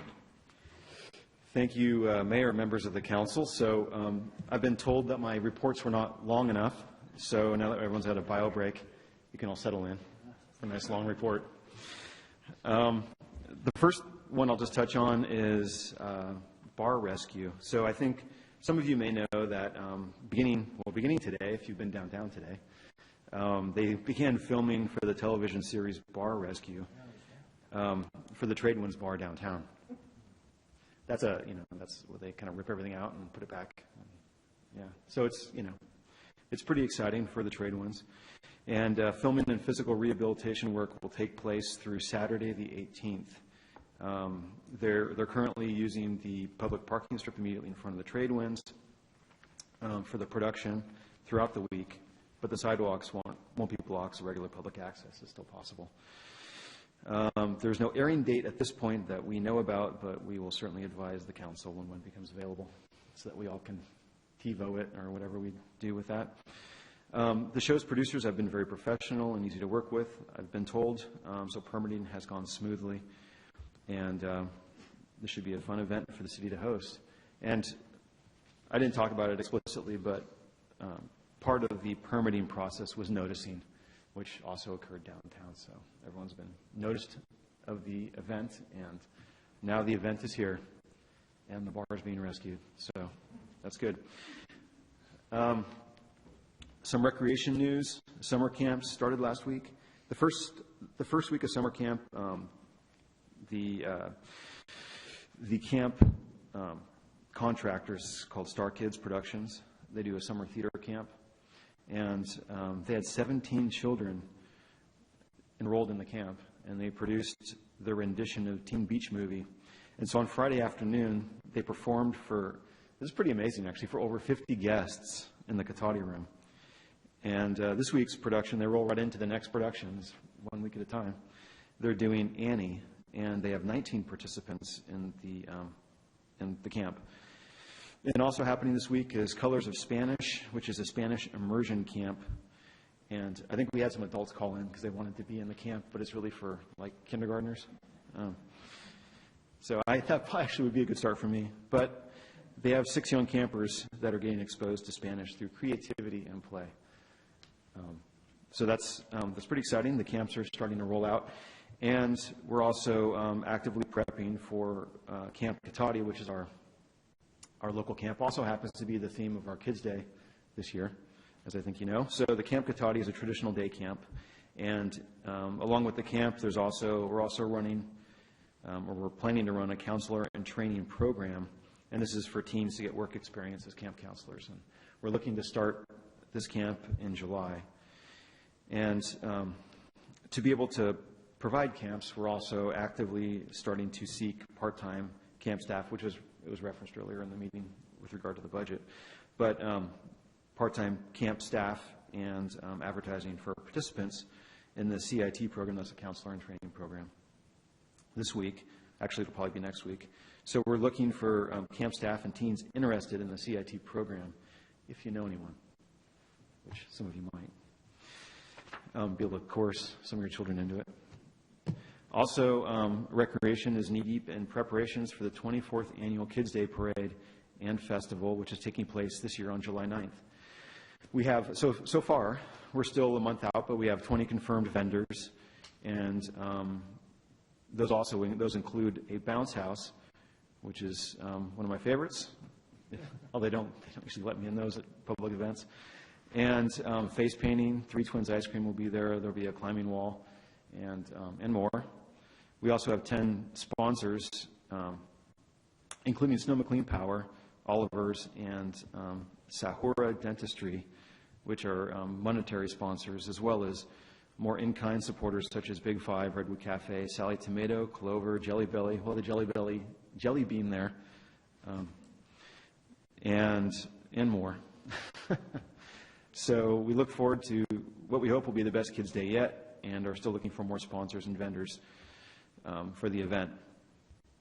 I was talking to the rec coordinator today, and we were actually starting to get worried about whether we'd have space for the city booth, because we have a city booth at the event, and if we might get pushed off into the corner by the porta potties, or if we actually have, a good location in the park, because we'll also have a canine, police canine there, And I think, as you all know, that this is, we've resumed this year the organization of this event. It was in the last several years during the recession handled by the Chamber of Commerce, and now the city's taking this event back this year.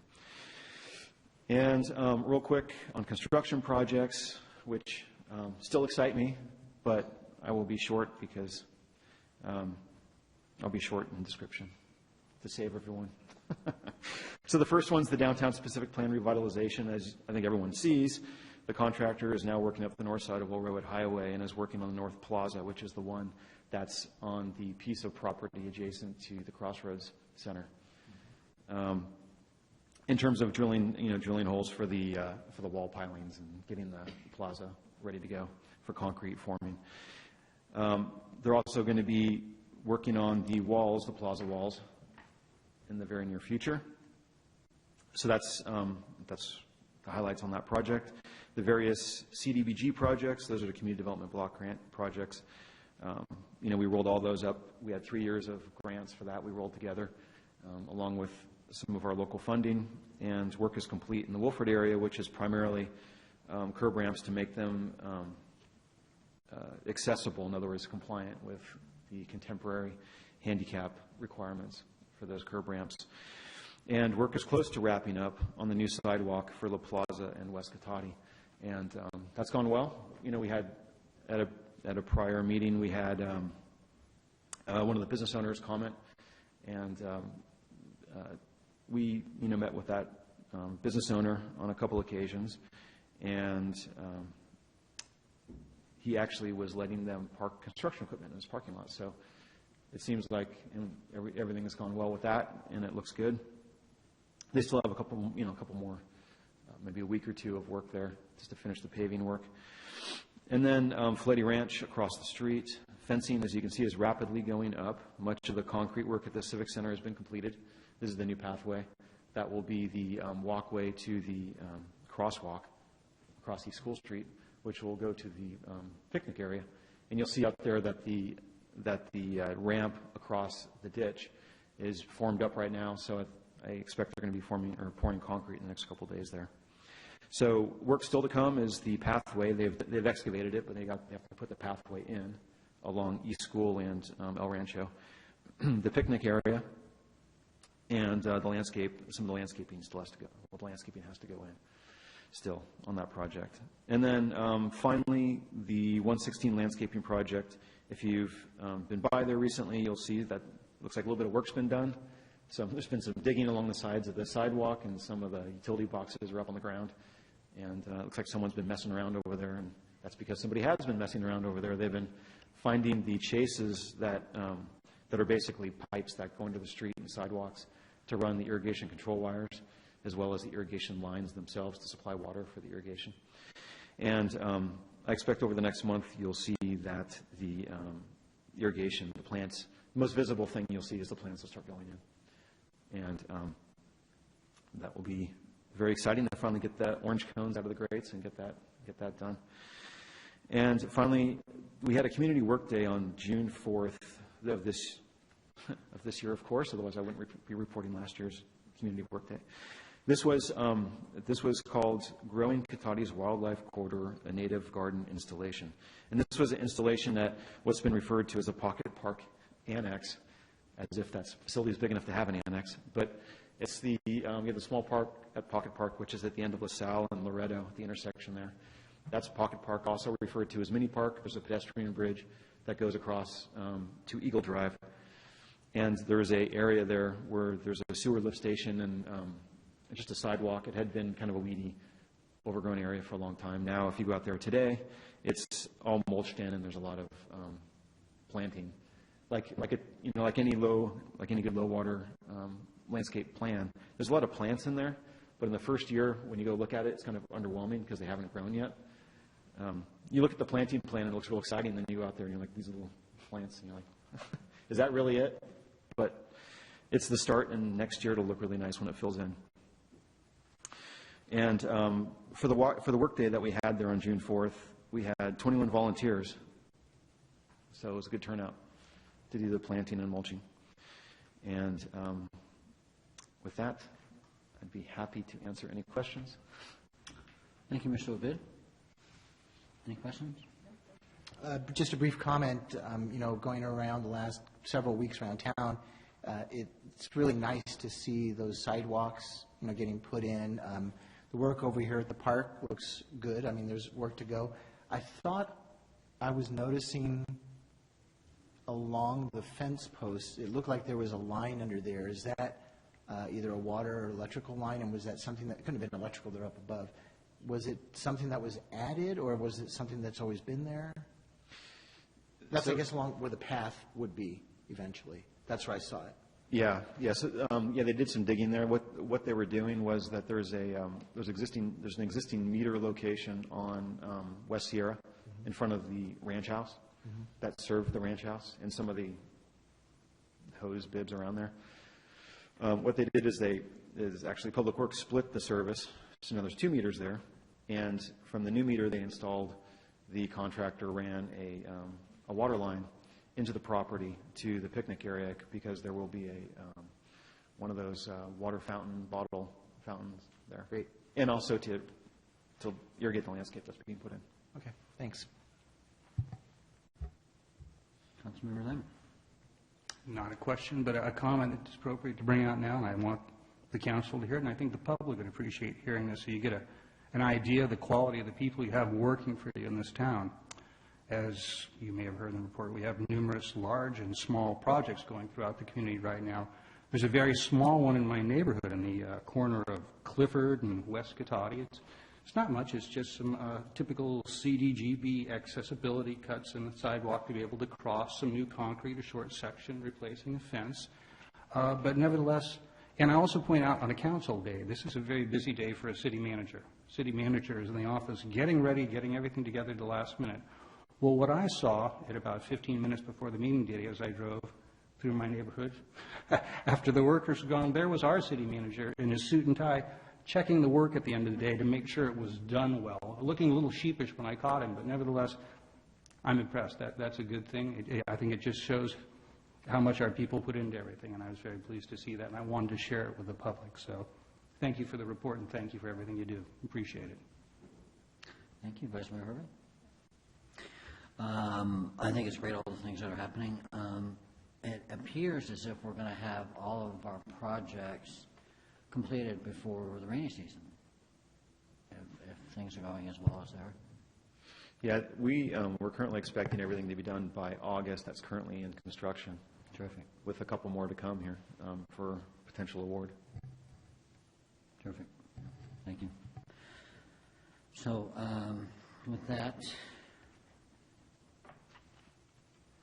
we'll move on to the, we're going to save the comment for the non-action items for that toward the end of the meeting. That's coming right up, right after the city council member reports.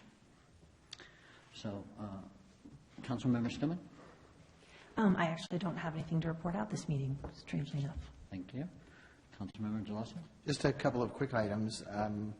I took part in the Daily Act work down at Pocket Park on the 4th. Unfortunately, the 3 hours of work I put in was after a chiropractic appointment, so it was kind of a waste of money on the front end of that, really. But it was fun to do regardless, and they were it was a great group of people. It was a mixture of nearby residents, some SSU students, so it was really great. And my wife totally outworked me, but that's very typical, so we'll let that go.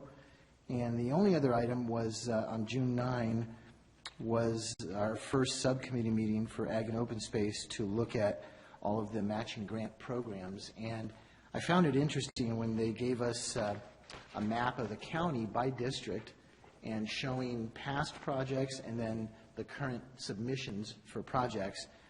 And the fact that we're in Supervisorial District 2, I counted 8 past projects in the district, 1 from Cotati, 7 from Petaluma. That is part of our slight demise in this program for the future, because one of our criteria is really to share the wealth. You know, you don't want all of these projects, and this is a funding cycle that's every other year. You don't want all of these projects in Petaluma and Santa Rosa. You know, there's much more to the county than those 2 very large cities. But they're very good, they're very competitive, and as it turns out in District 5, which is where Santa Rosa is, there's 16 projects, that have been funded over the years, but 6 of those are from Santa Rosa, some are out in the West County. So I think it'd be really great knowing the next fund, and we're not done yet. This was just the first meeting. We're going to have another one a week from this Thursday to then forward our recommendations to the full advisory committee and then to the Board of Supervisors for approval or not. This year, it's a little bit less money. It's $2.5 million is on the table for these various projects.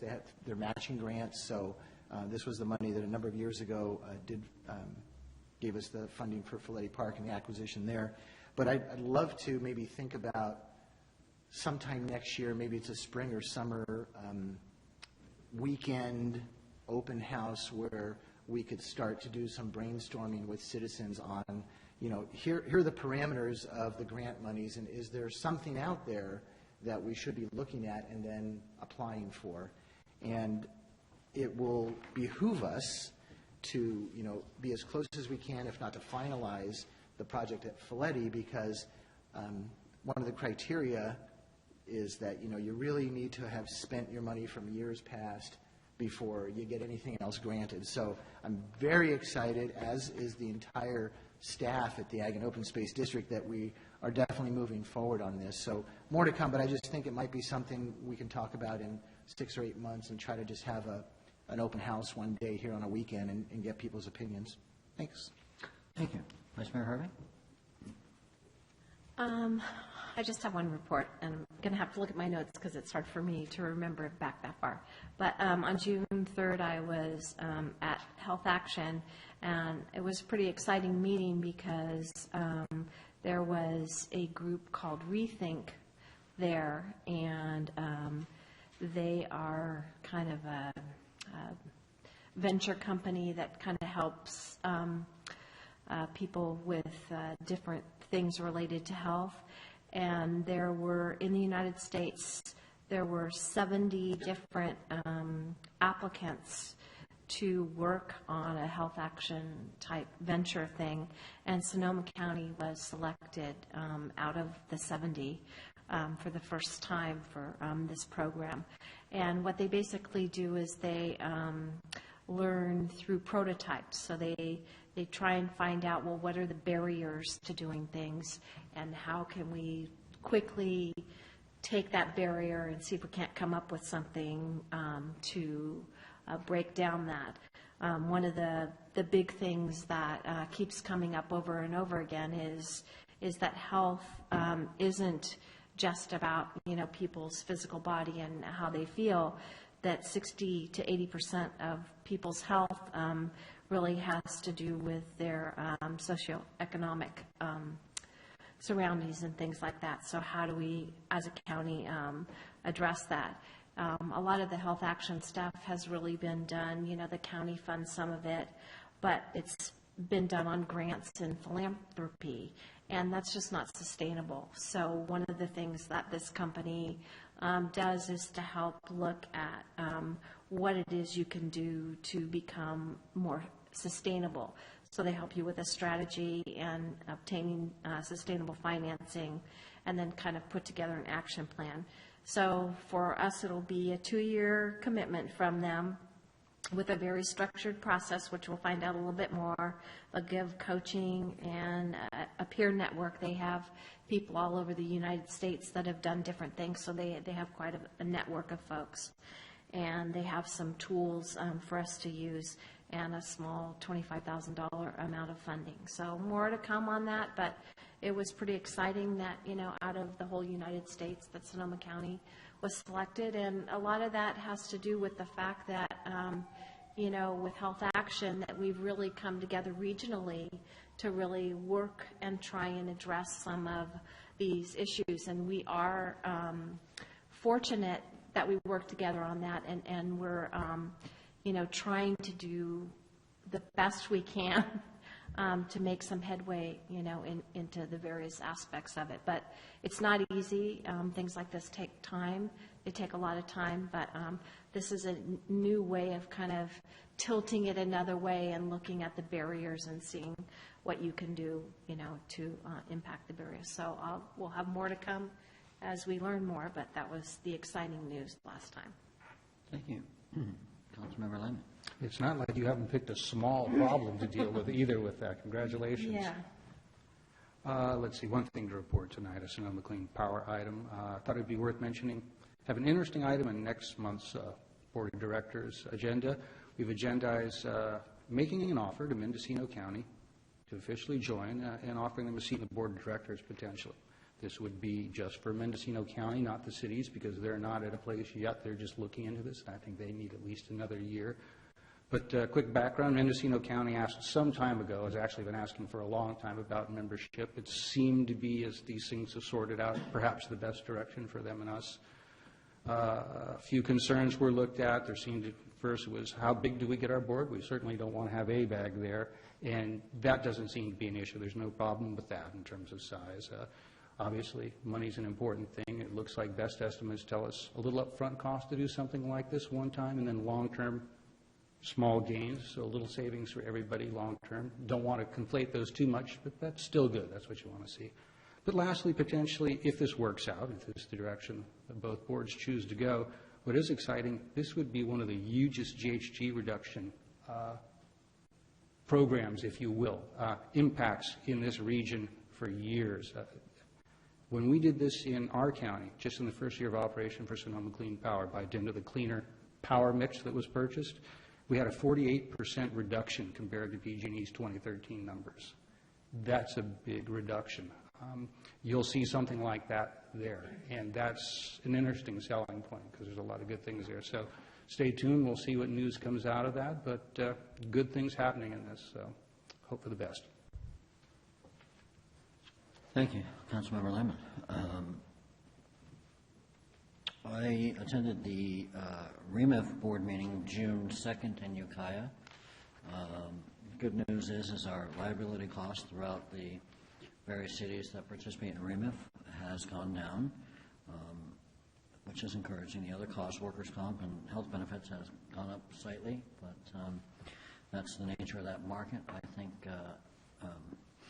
there are some programs in place that they're working on now to reduce some of those exposures, and they are moving feverishly to become more of a 21st century organization.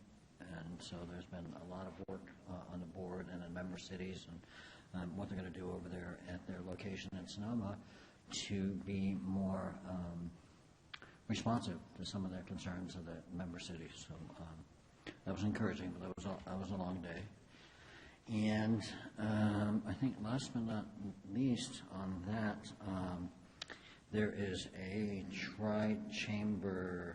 multi-chamber mixer tomorrow at Grayton Resort that Cotati Chamber is part of. And I wanted to reiterate the Cotati Jazz Festival is coming up this weekend, so I don't know if any of you have been approached to volunteer or not, but come on down. We'll be there all day. So, and with that, if there's no other comments on the council members' reports, we will go to public comment on non-action agenda items. Ms. Alderman.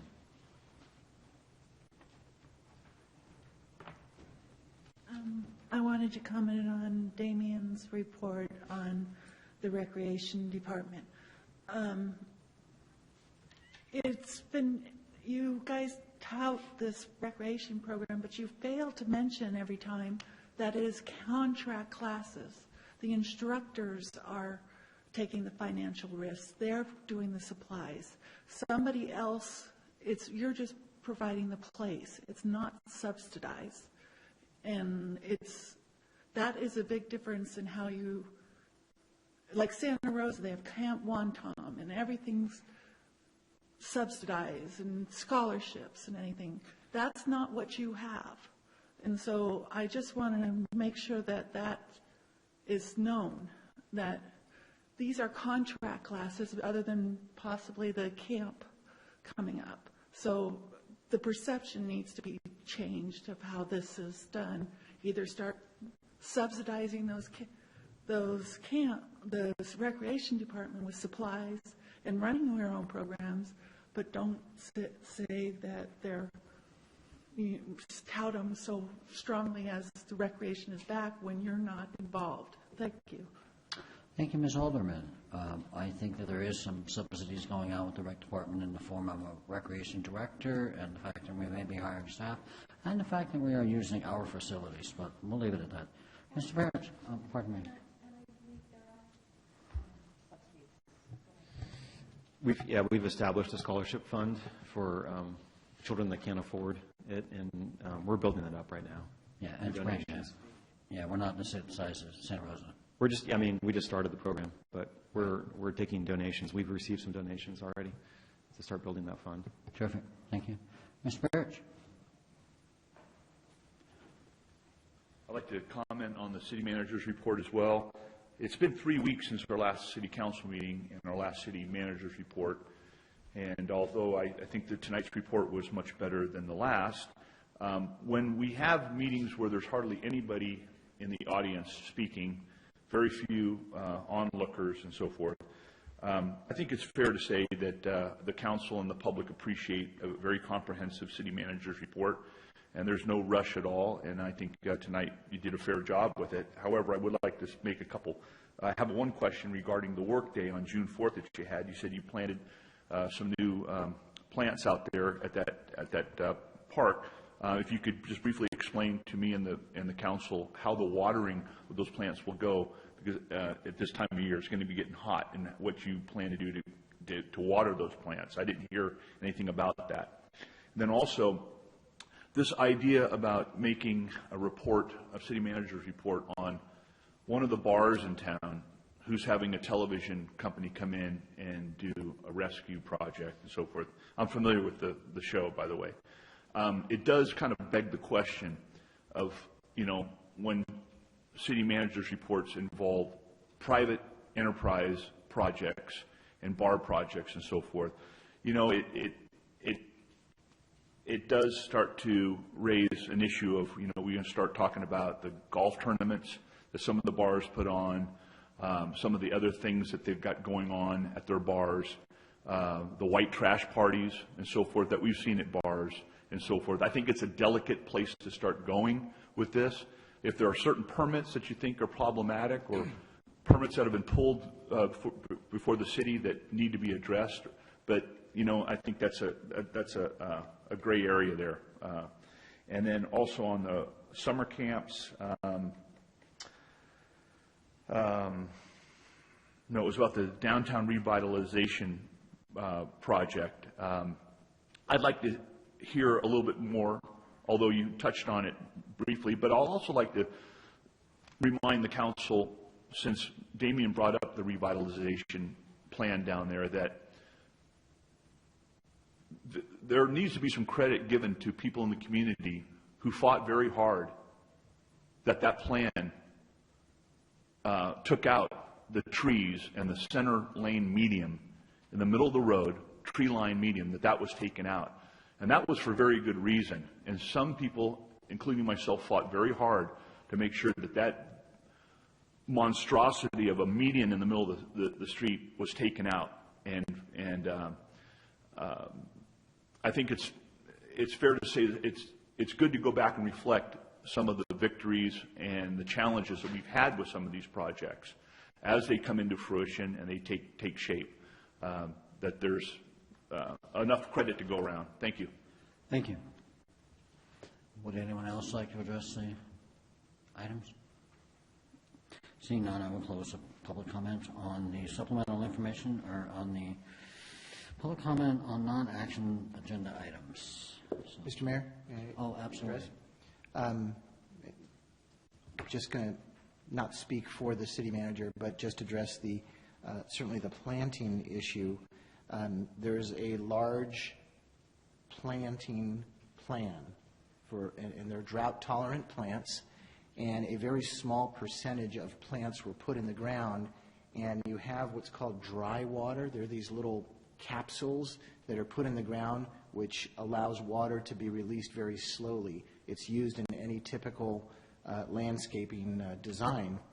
So the plants that are there look as small as a weed. But I remember when we did our front yard with drought tolerant about 10 years ago, the first couple of months, these plants were incredibly small, but then they will grow. So the second planting, if you will, of more plants will be in winter, fall, winter, which makes more sense because the rains will be coming down. So you can go over and see what's there, and you can even see the plan probably on the Daily Acts website. And also, I think addressing the fact that you addressed the bar rescue program, not a program I'm familiar with, but I think what it does is, regardless of what it's rescuing, in this case a bar, I think it's important because the concept is just bringing Cotati to probably some kind of cable station, and people in Missouri are going to go, oh, wow, Cotati, I've never heard of it before. Who knows? Maybe they'll come out, maybe they won't, maybe we don't want them to, I don't know. But my point is, it's kind of free PR. And I think that was your reason for sort of bringing that up, not that you're supporting a specific business, although we should be supporting all of our businesses in town. Thanks. Top that.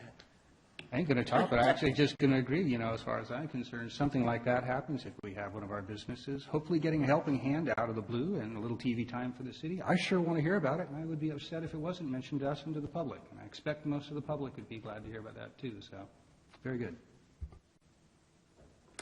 Thank you so much. And do we need to address any information that was received after the agenda was posted? No. I don't believe so. It was included. It was included already. Yeah. So, being that there's no other comments or issues, we will adjourn at 9:30. Thank you.